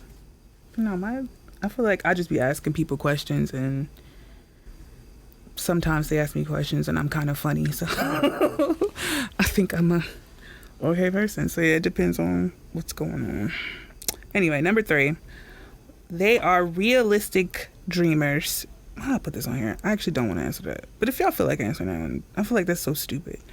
Realistic dreamers. Yeah, I don't like that one. Here we go, skip the next one. Their minds never slow down. Our minds never slow down. That's true. I live in my head most of the time. But I'm also generally doing like 4 or 5 things at once. Well, y'all know. Y'all usually come here and be like, oh, he's listening to a podcast and watching something and also reading, and I don't understand how all this is happening at once. I hate that shit. Why? Because why is it talking going on over other talking? There's music, then I have to pay attention to this, and then there's an other thing happening over here. Something goes on where I'm just like, I can't handle this. It's like an overload of sensory shit. Like, I'm a very sensual person, so hearing is very, like, I'm pretty particular about what's going in my ears. That's why all the headphones I get have to be up to a certain standard, or I will throw them away. I'm very, like, sensitive to noise. Some don't sound right. I'm just gonna be really uncomfortable until the sound goes away. So hearing all this extra shit going on, it's like, it's just too much all at once. Yeah, and you seem to thrive in that environment. I don't understand. I mean, I've gotten the same complaint in different forms where it's been like, it's just too much, like, visually for me going on. It's just like, you got stuff happening on this screen and you're watching that, but there's also stuff happening on the other screen, and it's just too much visually, and then you're listening to something that's like, I don't know what to pay attention to. It's like, all of it. No. Every single thing that's happening. One of it. That's a lot. Pause this so I can hear this, because I'm not fully paying attention. My mind is like divided between the two. And then when it be loud, nigga. I mean, sometimes I just definitely, I don't know. What's the best way to describe it? It's like I'm containing my mind. Mm-hmm. Where I have to build up a fence of enough things for it to bounce off of, so it doesn't just go down some random rabbit hole. So it's like, no. Here are all the things that you can engage with, so you don't just run off on my ass, and then now I'm here doing something random. I'm like, well, how the fuck did we get here? So because my mind is always going like 1,000 miles a minute, and so for me, it's like, all right, well, I'm gonna engage with this. But while I'm engaging with that, I also want to do something else. All right, well, let's start reading something and looking up something. All right, let's watch something too. No. That's how I am. Like, I can concentrate on more than one thing. I have to keep myself on track. If I don't do that, then it's like I can become really obsessive about things. And so I'll lose like 3 hours looking up something that was like minute, that had nothing to do with anything. And it's like, why did you just sit here? And I don't want to. But once I get into that zone, like you said, like it's like I fall into a creative zone, but about anything. And so then the rest of the world just falls away, and I don't want to be bothered. And I'm doing this, and that's not always acceptable. So I'm like, no, we can't go into that zone all the time, sir. You need to have enough stuff to do, so that way you're always doing something. Because when you're not doing something, you're fucking off. Yeah, like if I was just listening to a podcast, then I would be bored, and then I would like find something to go do. Because I can't just sit here station and do nothing. Like I need something to do with my hands, and like I'm not looking at anything. I need to be looking at something. Mm-hmm. Like, what are my eyes supposed to be doing? What the fuck? Like everything has to be doing. What are my eyes supposed to be doing? Okay, I don't go that gotta be deep. busy. Exactly. So, all right, if you're just listening to something, what are your eyes doing? What are you looking at? What the fuck? No, answer the question. Now it's different. Like now, of course, I'm in my phone if I'm listening to a podcast. But I'm trying to think of the days when it was just like, you didn't have to listen to a podcast. If I'm listening to music, do I have to be doing something? I do. Yeah, what are your eyes doing? Exactly. They need something. They need to be fed as well. All right, so now y'all understand. That's why I have the TV on, because I need my eyes to be seeing. I'm this close to understanding a little bit more. It's this far away from not accepting it. I'm mad at you. Like, I understand a little bit. Yeah, but I really don't like none of what the fuck. Be like, oh, it's just like it's overload. It's just like it's like a sensory overload. Like That's probably because I do the overlapping sounds and the overlapping. I can't do that. Like it's not just one of the hearing other. that shit. Like, what the fuck is happening here? What am I supposed to pay attention to? Stop it. But yeah, no, I feel like everything needs to be on all the time. But we can go on to number 5. I don't know what number 5 is. What's number 5? They follow their true passions. It's not always true. Yeah, no, I don't follow my passions all the time because I'm very passionate about sleep. Saying sleep be dope as fuck. I would say yes. I don't follow my passions because sometimes your passions be dumb and not lucrative. I guess I disagree with that because you left your job Mm-hmm. to do what you wanted to do, which is follow your passion. Your passion don't have to make you any money, but that's what you're gonna go do. Yes and no. Because what I'm doing now, I know this shit ain't like, it's an end, a means to an end, you know what I mean? Like, this is not where my heart belongs. But it does provide me the space to follow that other shit. I guess my passion. But I have an issue with the word passion. Why?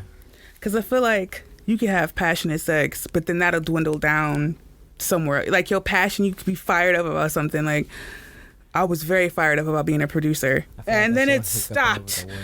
So what word would you like, since you don't like the word? Because you know what they're saying. I know You what they're mean saying. hobby? And If you want to get follow stuck over your the word. hobby, like, because I hate the fact that we keep feeding each other, like, follow your dreams and follow your passions. No. Like, we need to stop with that fucking narrative. Like, stop. Because your Why? dreams is not, sometimes your dreams ain't rooted in reality. Follow to be. something that doesn't that you can deal with No, follow every your single dreams and your every rap. single day, Follow your and dreams. you're not. Fuck what they talking about. No, Follow no, your no, dreams no. and your passion. Listen to Auntie No, Katrina. no, tell me why y'all think like this, because that's I don't understand. I know If I people didn't that follow my dreams or my passions, I wouldn't leave. I know people that $75,000 wait. job. Okay. This may be a bad example, all right, but I'm gonna use it because I read Charlamagne's book. Okay, his passion was to be a rapper. All right. Okay, so yeah. No. Hold on, let me can get finish. that. That's what I'm saying. What is your His passion? Your passion was to passion be a could be rapper. any fucking thing. And he was doing radio at that time. And one of the guys that was mentoring him said, I really want to be a rapper or whatnot. And he's like, Nah, he said basically fuck that. I know. Yeah, I read the book fuck too. your dreams. But Like- so my thing is, but was that Charlamagne's real dream, or was Charlamagne's dream being heard? Because what he really is passionate about is being heard vocally, is speaking, and people understanding where he's coming from, his point of view. So maybe he thought that he could achieve that through music, and no, that wasn't the correct outlet for Charlamagne. But it wasn't wrong of him to follow his passion, because him following his passion and trying to do music led him to meet that person and say, hey, Yeah. maybe music isn't the right thing, but you do have a point of view and a perspective, and your voice does still need to be heard. So how about you do radio and you talk about some shit? So if he didn't follow his first passion or what he thought it was, he would have never got to his second one. You're right. Yeah, but that's one of many passions. I'm But- sure it's something else that he had. And I get it. Like, yeah, you can, I would say, yes, you do have to take a risk, but it shouldn't have to rise so heavily on your passions. Like, I think that it is your passions and it should ride on them, because if you're no longer passionate about it, it isn't to discount the work that you put in. It's to highlight your new perspective and the things that you now prioritize. Like, at one point, I was extremely passionate about just acquiring money. Mm-hmm. And then my focus changed. And I didn't stop acquiring money, but the interest that I have in it is definitely dwindled. Yeah. And my passion is towards something else. But me following my passion didn't stop. Just because it changed, I'm gonna follow the new passion, the new thing that is driving me and pushing me forward, the new thing that fuels me and makes me want to be great. And so I don't think that it has to be a constant for it to be my passion. I think that nothing's a constant. Yeah, I guess for me, nothing's constant. So since nothing's constant, that as long as I'm passionate about it, then that's what I should be doing. Yeah, I'm all for taking a risk towards a direction that your heart feels called out to do. But like I said, I felt very passionate about being a producer. And then I was like, no, this is not what I really want. Might be a hobby, but this is not what I want to put my heart and soul into. I love how I can express myself creatively through music, but that's just one of the avenues. I don't know if I'd be good at it or anything like that, but once I saw like, oh wait, I'm not really putting all my effort in this because this is something I really don't want to do.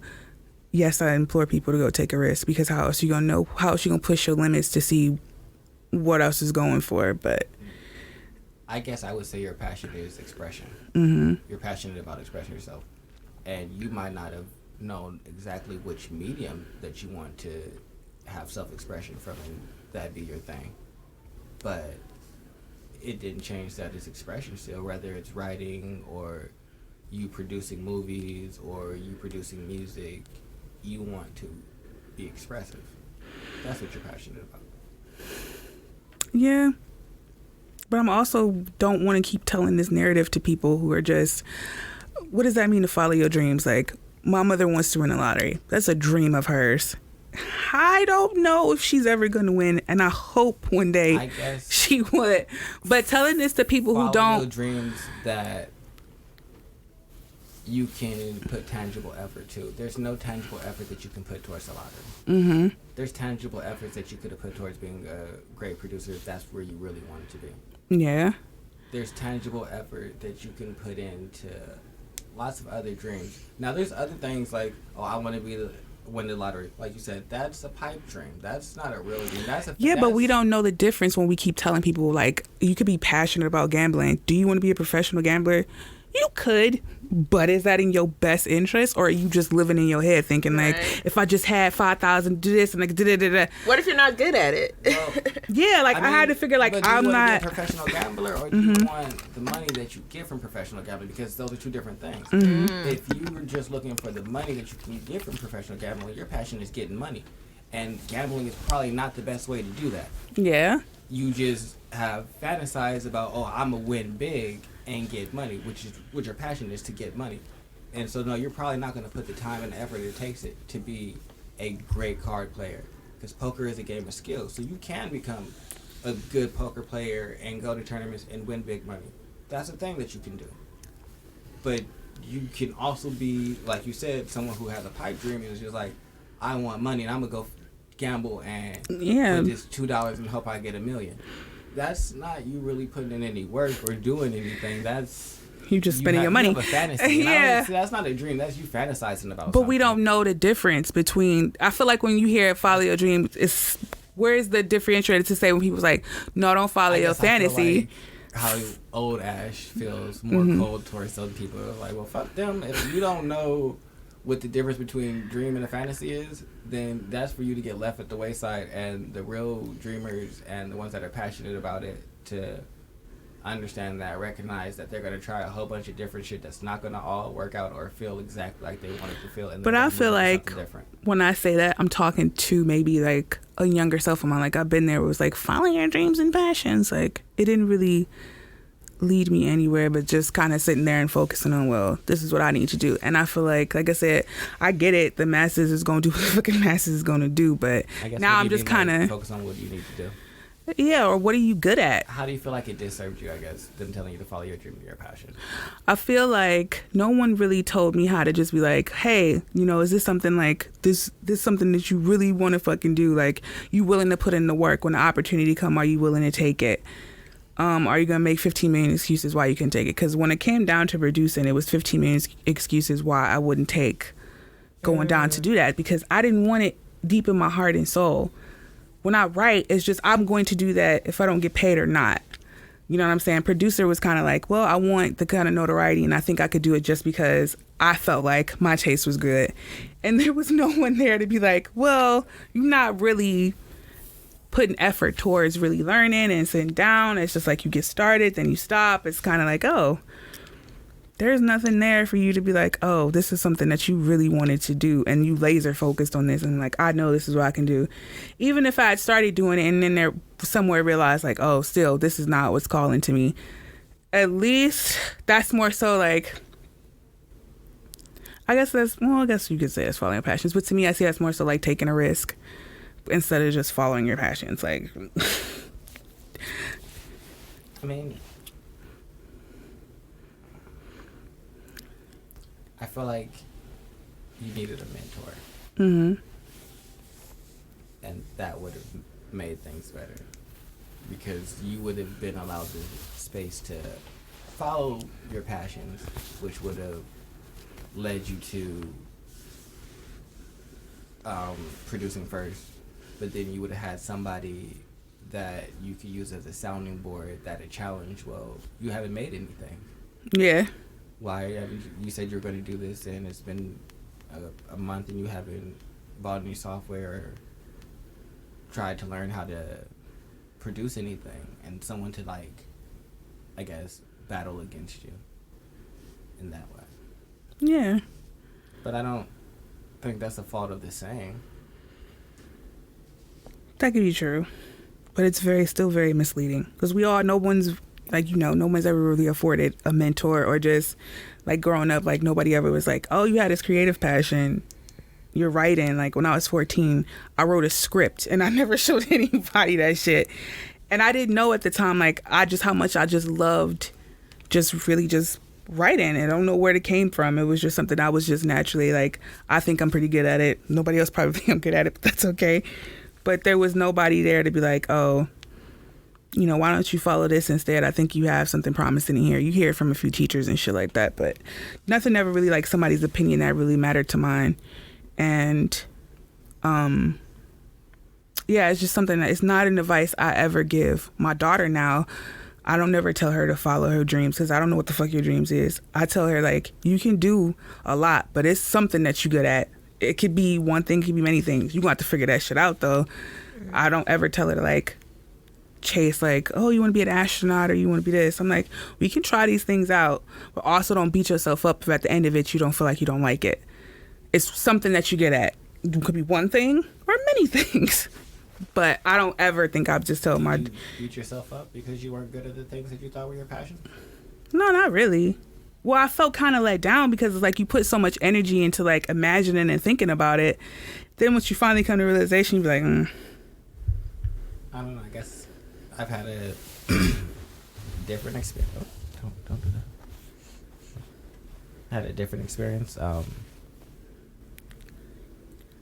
Where I guess I can say like I've had many different passions where I wanted to be like a scientist, and then I realized that science is a lot more math and reading and sitting in a office and watching something for days and months, and not a lot of just mixing chemicals and like with action. The flask. Yeah, nigga, I remember fifth grade, I was hard on being a scientist. Like, nigga, give me my flask. Yeah, so like, but no, like I was the kid that had like the full on like at home science kit that like had the chemicals that had like the warning labels, like if you ingest this will cause death. If it was mixing those and like pouring them in plants to see what they would do.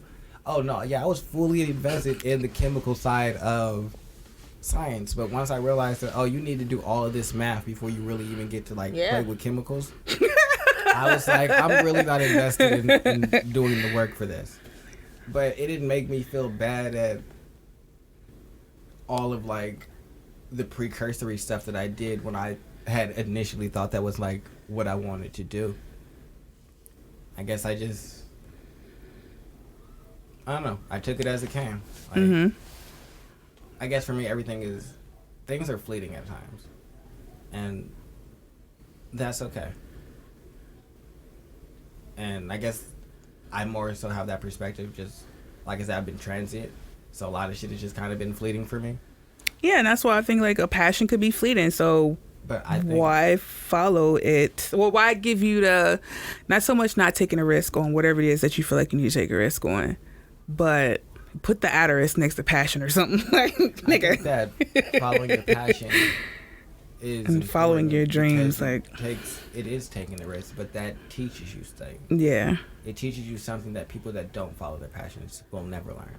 Mm-hmm. That's true. And so regardless of whether it have worked out, it taught you that you're willing to do something that's unconventional to reach a goal that you have. Even if you didn't pursue fully the original passion, you probably was like, nah, I'm doing this, and so turned down a whole lot of other conventional shit that people are going to just take because that's going to just get them by. And so that's why I think that following your dreams and your passions is valuable. Even if you don't necessarily like stick with it, it's going to give you that willingness to make that jump that not a lot of people have. I agree with that. But yeah, we can call it something different or put an asterisk. Yeah, we definitely not. I'm not continuing that narrative with none of my children. Like, no, it's something you out here getting at. Because I don't think nobody really knows their skills. Like, especially in this day and age where it's so easy to just hop on your phone and just make something and it blow up overnight. And then you might find out that like, oh wait, this didn't really give me no sustainability or anything like that. But I was listening to what the fuck is his name? Kenny Beats, when he was saying about the music industry, and he was giving like all the little insider information. He was like, yeah, you got paid $10,000 for the show, but you only made $2,000 because you had to use another $8,000 for like production. I personally did not know that. Yeah. But listening to him say like, if you doing those for that reason because you think you about to make bands, that's stupid. He's like, when I get finished with this, I'm going to be making music no matter what. He's like, I invested in other things, but no matter what, like I'm going to be doing this. So that helped me put it in perspective, like, damn, we really gotta stop telling niggas this. Like, we gotta think of something else to say. Because like I understood that, like, I write for very cathartic reasons and because I be inspired. But I guess what Kenny B said, when he said, if you're doing this and you think you're gonna be making hella bands, you immediately not doing this for the passion of music. So yeah, no, this is not gonna net you the best thing because this isn't the best way to make money. But you are doing it for the passion of having money, or you could be passionate about your fantasy of somebody feeding your ego. But so you can be passionate about a lot of shit now. True, but what I'm saying is, like, if you passionate about having a lot of money, music isn't the way. And that's what that whole video was. But so that's my thing. It's like, but so you weren't passionate about music. You just had an idea about music, and you superimpose that on your passion. You just like, oh, music is gonna get me rich because I see flashy shit. You don't know shit about music. Right. You just want money, and you think that's not your passion. Your passion is money. Figure out who are the people that make the most money. Niggas that work on Wall Street. Yeah. Right. Those are the niggas that are gonna make a lot of money. So what you need to do, if you worried about money and that's where your real passion is, figure out how you gonna make a. That's why I was like, the people who gamble. Your passion is money. It's not anything else outside of attaining a large sum of money, but that's not the best way to do that. Same thing with the person that wants to be a professional gambler. That's not the best way to gain a lot of money. It might be a great way to like hone your like reading people skills and things like that. But it's probably not going to net you a whole lot of like income really. Because you're going to take a lot of losses along with the gains that you take. It's a part of this lifestyle. Like, my passion is money and I want to travel. That's what I love to do. And, but you're focused on real estate though, and that makes sense because real estate can make you a lot of money. Before that, I was like, well, maybe I should do stocks. But then you like, gotta start losing money. So I'm like, no. But you got to make calculated risks. Like, people treat stocks like gambling today because it's such an easy access.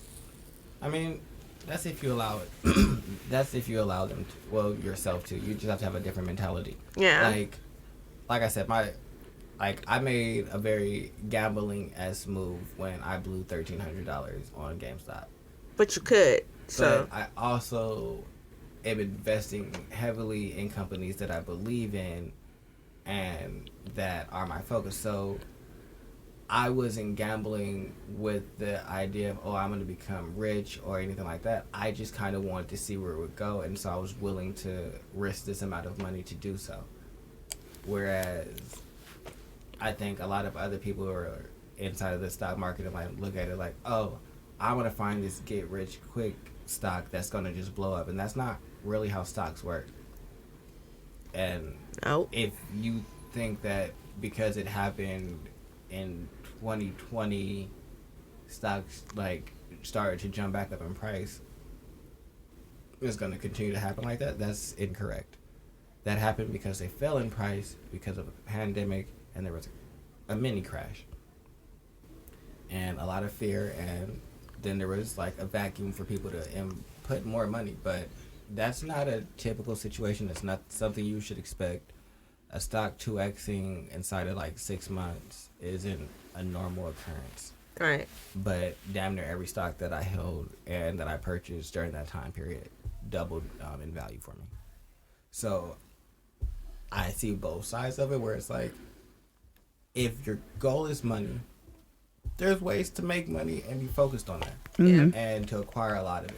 But a lot of people just got to be real with themselves and say, hey, I just don't like the lifestyle that I have now, and I want to have enough money that I don't have to live this lifestyle anymore. Because that's what most people's real dream is. Because they're in a fucked up situation and they dreaming about getting out of that fucked up situation. So your dream is to attain a large amount of money. All right, figure that out. But it's not probably making music, because you're going to have to eat shit and be poor for quite a while. You're going to have to do shows for free. Yeah. You're going to have to do shows where you take a loss. You're going to have to pay, like you said, for the production value. Like, Travis Scott lost millions of dollars doing one of his tours. It's the one where he had, like, the eagle flying around and shit like that. But the reason that he did it was because of the love of the craft and how much it invested in his brand and how much better it made the show.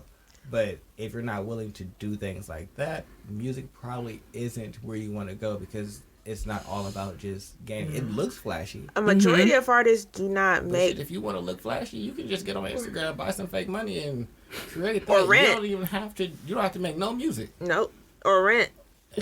Rent cars, shit like that. You can have the flashiest lifestyle, But what- and save all the money. So I guess for me, I think we need to. People need to be realistic about what they want, but I don't think that. Right. One thing about people is when they say they want to make a lot of money in music business, I'll be like, okay, you want to be a rapper.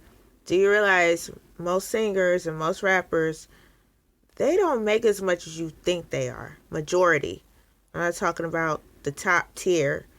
I'm like, especially nowadays, most of your money is made off of touring. It's no longer people going out and buying your CDs or anything like that. And then when this pandemic hit, you really saw people's desperations. Now they making OnlyFans and all that shit. I'm like, thought you was rich. Why you making OnlyFans? What's up? Get into this bag any way I can. Who was that chick that made the one? What was her name? Lisa. That was about to make one. Lisa Ray. Yeah, talking about. I know my fans want the behind the scenes content. No, bitch, you want to see me naked. Facts. She might as well. It's not like she hasn't before. It's not like. Yeah, you was in Players Club. Come on. She won't be doing anything different than she did in Players Club. And you be in the comfort of your own home. You ain't gotta screw somebody. You just gotta dance. Shit. That's fine, but nope. She talking about behind the scenes content. This nigga mad. I was like, bitch, what you talking about? Talk about seeing your ass. I want to see Why your are you on pussy. OnlyFans? I be so bad. I be like, I don't understand. Like, it's just funny how, like, because OnlyFans is just like, yeah, celebrities just keep doing weird shit. We got to keep making new rules. Like, when the one lady offered the picture, and then it wasn't a nude picture, and niggas was like, no, we want our money back.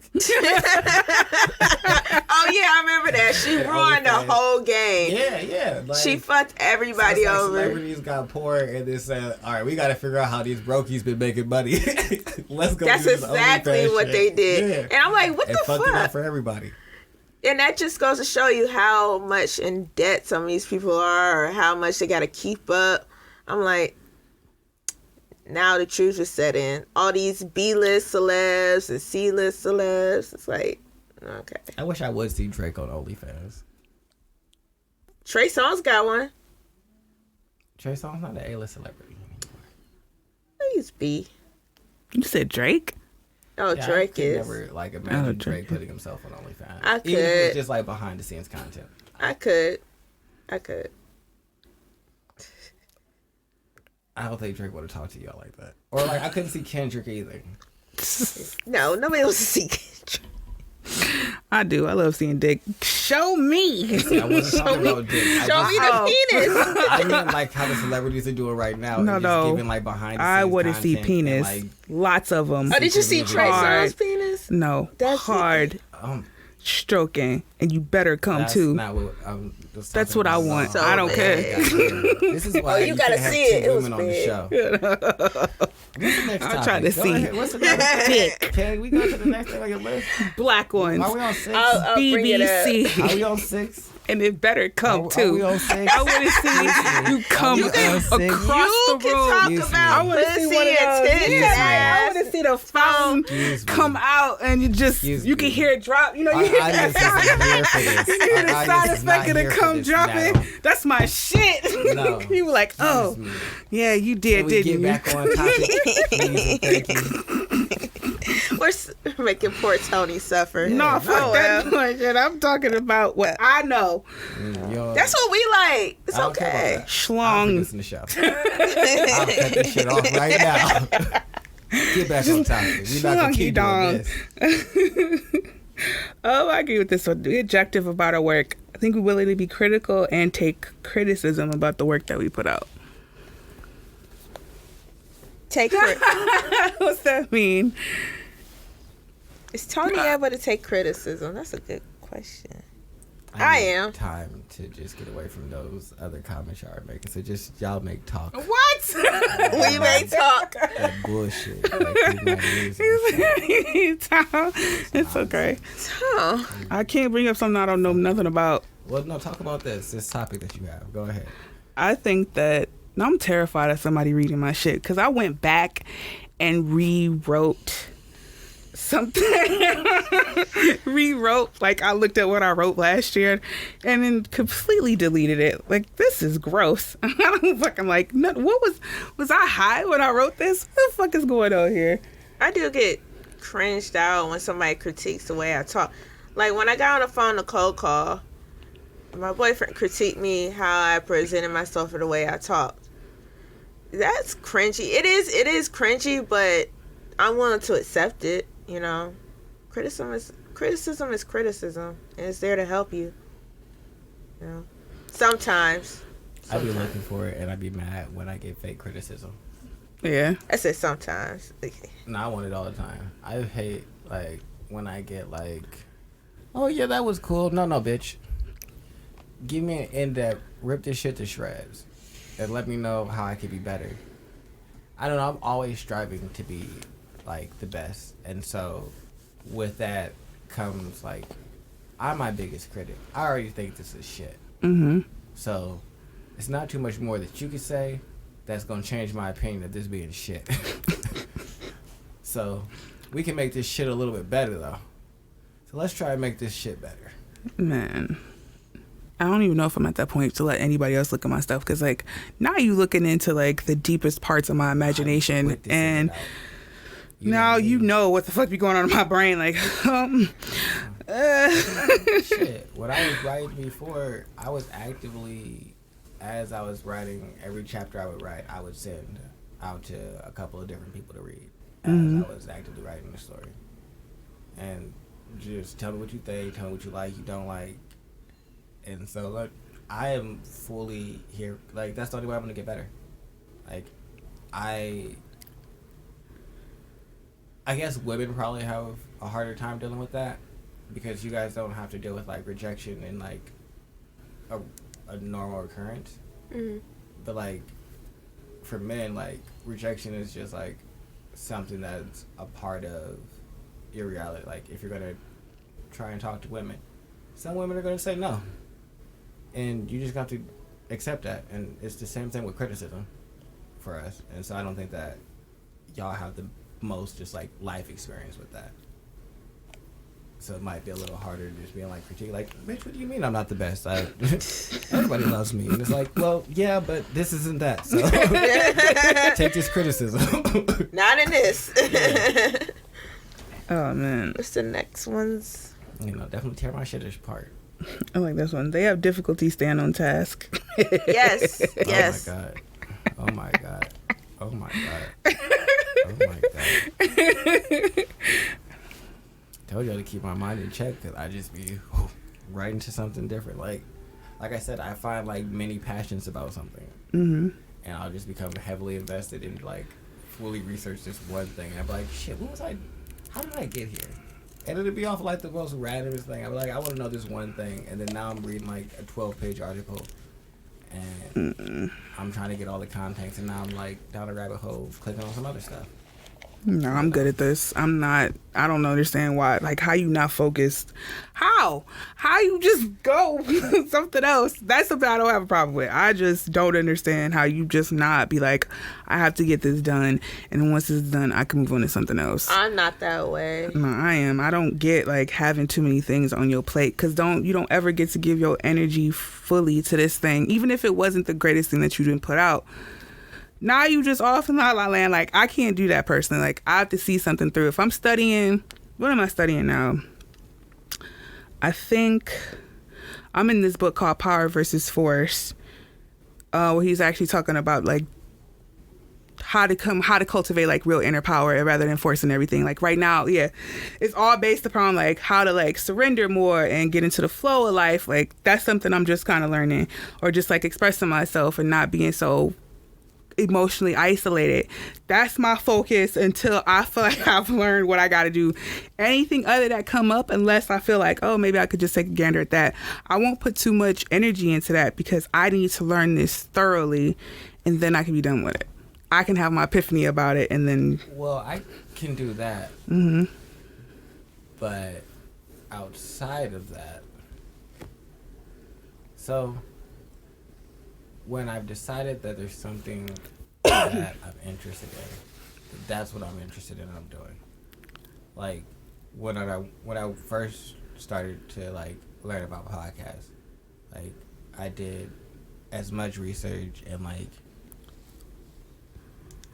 the business side of it, and like just production value, just all kinds of things.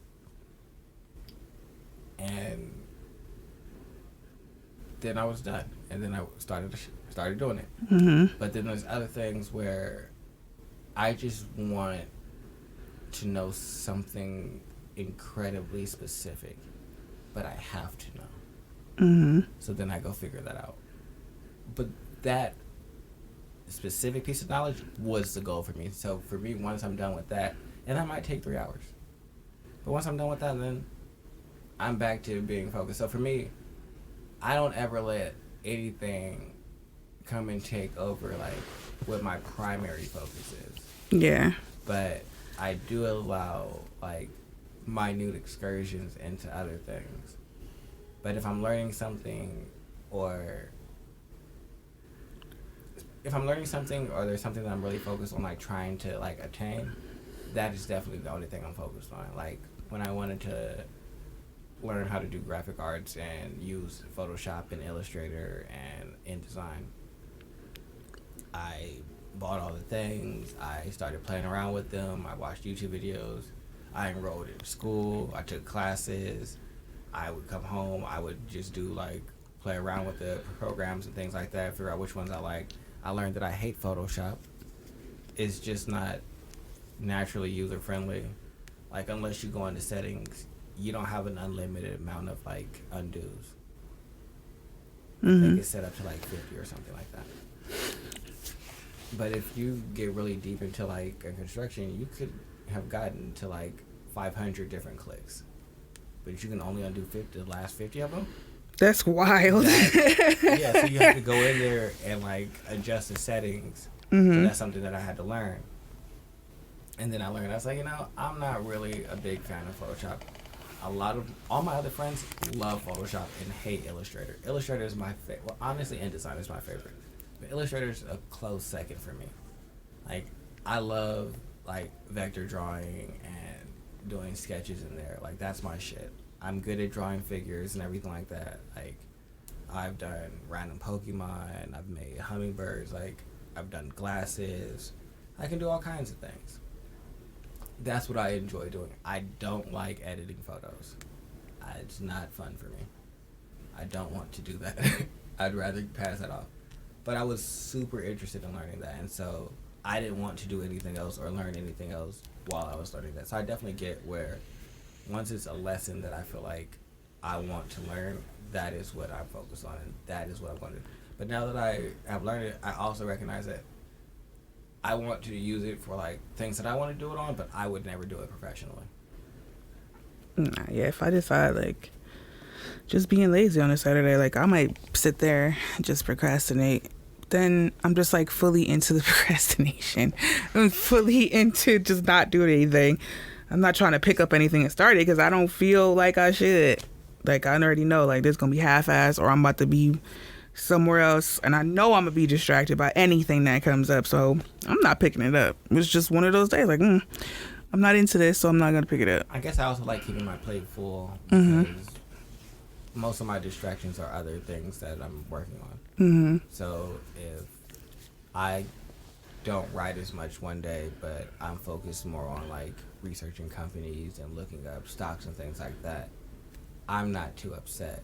Whereas if I just fucked it off completely and just like did something that wasn't like kind of incorporated on my goals list, that'd be more detrimental to me. Because I can also like, when I get interested in learning something specific, it's usually for a story. It's like I want to know like something about a religion or like a type of weapon or like a word. Like words really get me.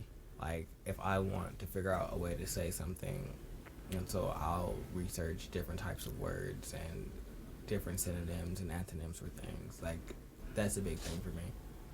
Like, you guys know that. I enjoy, like, just using different words. And so, just finding that would, like, take me a long time. But that's also productive because it's for my story. So, as long as I can keep it inside of the things that I have on my plate, I don't feel too bad at falling in. But I also do get that sometimes it does make me feel like I'm stretched a little thin or like I'm neglecting something.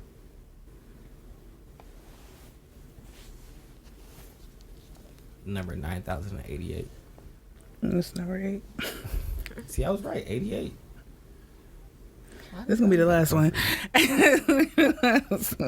Because this one I ain't putting at the next, but this one I did. Using procrastination as a tool.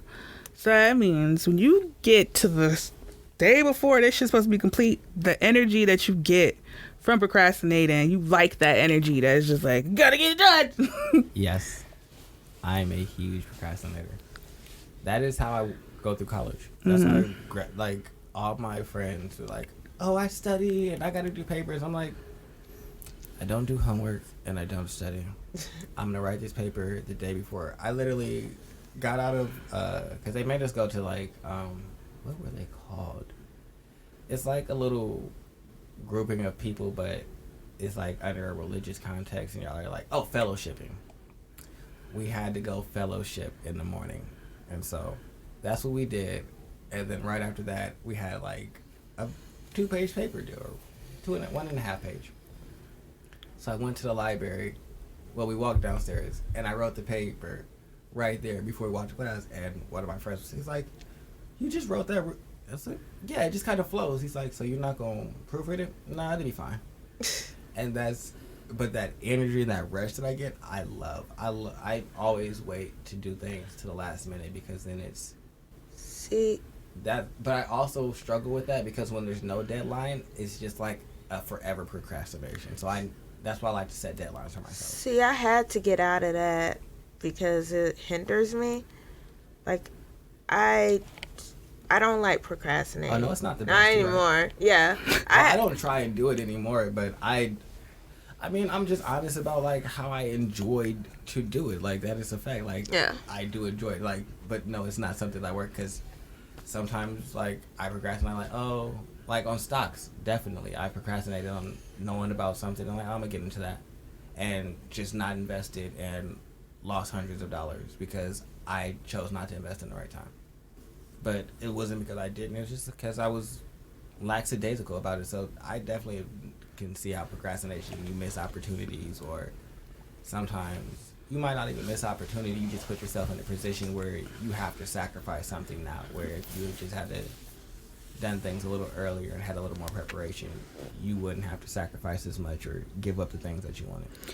Yeah, and I learned that from my daughter's birthday party, her 9th birthday party. I just waited to the last, like, I do this still pretty much now, not as severe as it used to be, but now, like, I underestimate how much time I have for a thing. Like, me getting out the door, I'm like, oh, I can do this in...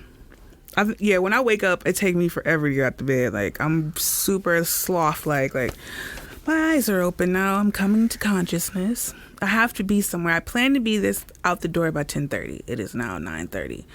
I have plenty of time. I have 15 minutes. I know I'm going to be out the bed. I'm going to jump up like a jackrabbit, knowing damn well I don't jump up like no fucking jackrabbit. I'll sit there and just go on my phone and la-di-da, and then just be like, I got more time. And you don't. No, I just, that's how I wake up. Like, Lately, I've been waking up and then refusing to get out of bed until like 9-10, and then I go make tea, and then I wait for the stock market to open. But that was probably due to like me like being hyper focused on the GameStop shit for that entire week, and just like having it on that screen, just a money tracker, watching it go up, and I was like, if you hit 5, I'll sell. But other than that, I'm just going to watch it go up and down all day. I don't care. yeah. And so that is also a weird type of obsession. I don't know. Obsession, yeah. And so like I said, I can be very obsessive about things. And so that was one of those, like, once I was into it, I just couldn't stop until the limit that I had set was met. And not even like the limit for money, but like I had decided on a day that I was no longer interested. I was like, this is the day that it's done. And literally up until that point, I was fully committed to what was going on, and now I have no interest in it at all. Like, it could blow up again and I don't care at all. Like, it doesn't matter to me. Yeah. But and so for me, that's how I become really obsessive, but then I also divest from things very, very like, well, what was that? I can give my whole best work. That's what I start thinking. Like, if I'd have just got out the fucking bed or like planned my daughter's birthday and just took steps each day up for that week to her birthday, I could have given her something way better. But I didn't. And for a kid, it's not like she's like affected by it. But for me as a mother, like, I could have gave more. And then I realized, like, that's the last time I'm gonna do that on a grander scale. Like, I'm on my own schedule now. So if I wake up like going sourcing, I have to be, for me personally, like, it's best to be there early before everybody get there. So, but today I got there like 18 minutes late, probably from when they open, and that little time span, shit will be gone, because it's not like we got uniforms on and everything. So in that little time span, niggas could have probably just got way more, and I could have probably got way more if I was just waiting at the door. But I know, like, just underestimating time is still something that's kind of like an issue for me. Because, I mean, like, I knew now, like, I have to be up earlier during the day. But I also know, like, you don't get your best work when you keep doing that shit. Yeah, no, definitely. So I'm working more on following my schedule and everything like that. Which is the hardest fucking thing for me. God. Oh, my fucking God. Like, it'd be like, yeah, you're supposed to do this at 9:30. No, fuck that. Like, how am I hard-headed against me? Like, exactly. That is the crazy shit. And so, like, that's why I'm going to start putting my phone on Do Not Disturb, because I guess since, as a creative, I'm so free-flowing in my time, in a sense, where as long as I hit certain metrics and goals, I can subsist in life. And outside of that, my time is what I say it is. My work schedule is when I say it is. So I can become distracted and be like, oh, well, I'll just engage in this conversation, or I'll just play this little phone game, or I'll just read this random manga. And I'm like, you know what? No. We need to leave that there, and you need to go to work. Yes, like, And you got shit to do. And like real work. But why? And I guess that's also one of the other reasons why I'm super focused on like getting the property and things like that, because I know if I'm around other people that are working, that inspires me to work. Mm-hmm. I like being in atmospheres of work. That's why I like college. Like that's why I keep going back to school. Is I love being in atmospheres where everybody is working. It inspires me and puts me on a completely like this crazy creative level. Because I don't want to be doing what you're doing. I like it just to be like the energy of like thought and like work and creativity just to be flowing. Just like gets me into another space. Yeah. That's what I'm like going for. But before that can happen, I definitely am working on being like more just personally disciplined and be like, no, you gotta focus. So like I said, I'm gonna probably start doing like at least a 3 to 4 hour, leave my phone upstairs. I'm gonna just come down here, get some work on. Cause I don't need my phone. Like I have 2 computers down here that have everything that my phone could do. I could do it on these computers. Facts. Outside of, I could, and realistically, I have a Mac, so I could really text on my computer if I really wanted to. Mm-hmm. But I've set it up so that it's a different iCloud address, so it doesn't talk to my other stuff anymore. But that's because I wanted to like segregate myself from like having access to like, oh well, I'll just talk over here. No. We're not going to just talk over here. We're going to be focused. This is what we're going to do. Yeah. Like that GameStop shit definitely threw me off, because I was before then I was doing my editing every day and shit like that. Then the GameStop shit happened, and for like a whole week that's all I did. And then into last week until Tuesday, because that's when I decided I was done with it. And then after Tuesday I stopped caring. And so now I'm like, all right, sir, you wasted like 2 weeks being like hyper into something. You got to get back on track. You have goals and deadlines. And so that's something that I don't want to continue. Mm-hmm. As well, it was interesting, and I learned a lot of other things about stocks, so I can't say that it was a complete waste of time. I did waste a little bit of money. And that definitely could have been better served somewhere else. Nah, I'm not doing that. Like the level of discipline you got to give yourself now, like I'm super grateful that I can decide how my days goes. And really, I only maybe work part-time, so I'm maybe putting in 20 hours a week. Exactly. And it's like, at most. Why can't you just do that dedicated Yes. and be focused? Why are you such a bad employee right How now? the fuck am I telling you, yo, fuck that? Like, I'm your boss. Wait, we the same. We the boss. We do in it. solidarity with each other. And I'm still like, nah. nah. Like, I'm who gonna are lay down you? and take a nap, bruh. You don't even like naps. Yeah, but I don't want to be But up I can do anymore, it. and I can't. I can do it. Who gonna stop me? Like, Because you know what that part of the day I hate the most? 4 to 6 p.m. mm-hmm. Ain't shit happening. Nope. From 4 to about 6:30 Nope. p.m. Ain't shit going on. So I just be like, I might as well just be sleep then. No, nigga. Work. yes, you be like, you will find anything, Yeah, just whatever. But like I I'm said, down for that. yeah, like I guess not. We just not doing this. Like, why are you banging against me? Come on, I'm trying to help you out here. No, fuck all that. Sleepy time or play with my pussy time. Whatever. Anything could But yeah, happen. no, that's why I don't know. This week has definitely also been a really inspiring week. Like Mm-hmm. the latter. Yeah, half and of then the you week. get those spikes of like, let's go. Like when my back was fucked up and I couldn't get out the bed, I was salty. I'm like, I just want to work. See, that's, I don't know. That's where my energy is at right now, where I'm really like hyper focused again. That's why I'm like, you know what? I'm gonna do the do not disturb. I'm just gonna be like, this is what it is, and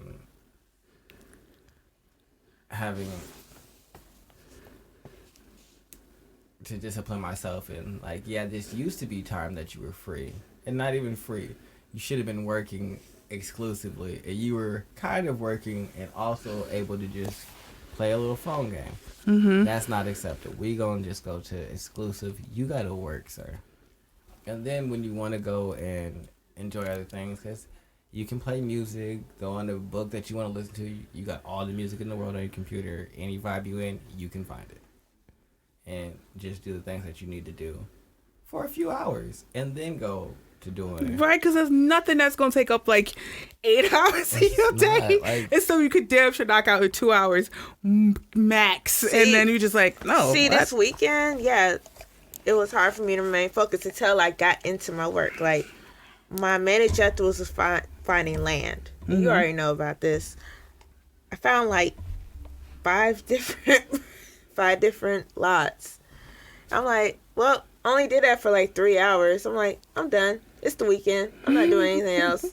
I texted who I needed to text, and that was it. yeah, I was see, starting to like it. Yeah.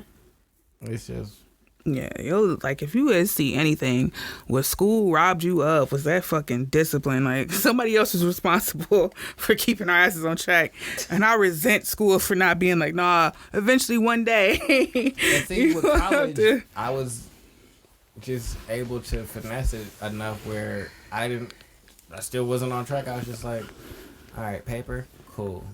If papers and tests didn't count for a majority of your grade, I would fail. If homework was to like the most weighted and then the other two were smaller, I'd fail every class. I literally don't do any homework. Not turning in one reading assignment. None of that. Leave me alone. you got enough of my time. Yeah, I'm reading not taking more. comprehension. Nah, I used to do my homework. No. You bad, Tony. He said Bad, reading bad, bad. comprehension. I haven't The done fuck? homework since 7th grade. You think now that I'm an adult, I'm about to do homework? You got me so fucked My up. thing is reading comprehension. The fuck is that? I don't understand. But I think we are done here. This has been Conscious Reconstruction. Make sure you follow us all on our social medias. It's Sleepy Melbourne on everything, IG and the Twitter sphere. It's Zero Cool on the Twitter sphere. I don't know if you're on EG yet. And then it's Yeah, I am. Katrina, follow me on lovelybrown_7690 on she's one of them 4X Instagram. people. Shut the hell up. All right, That's yeah. my birthday.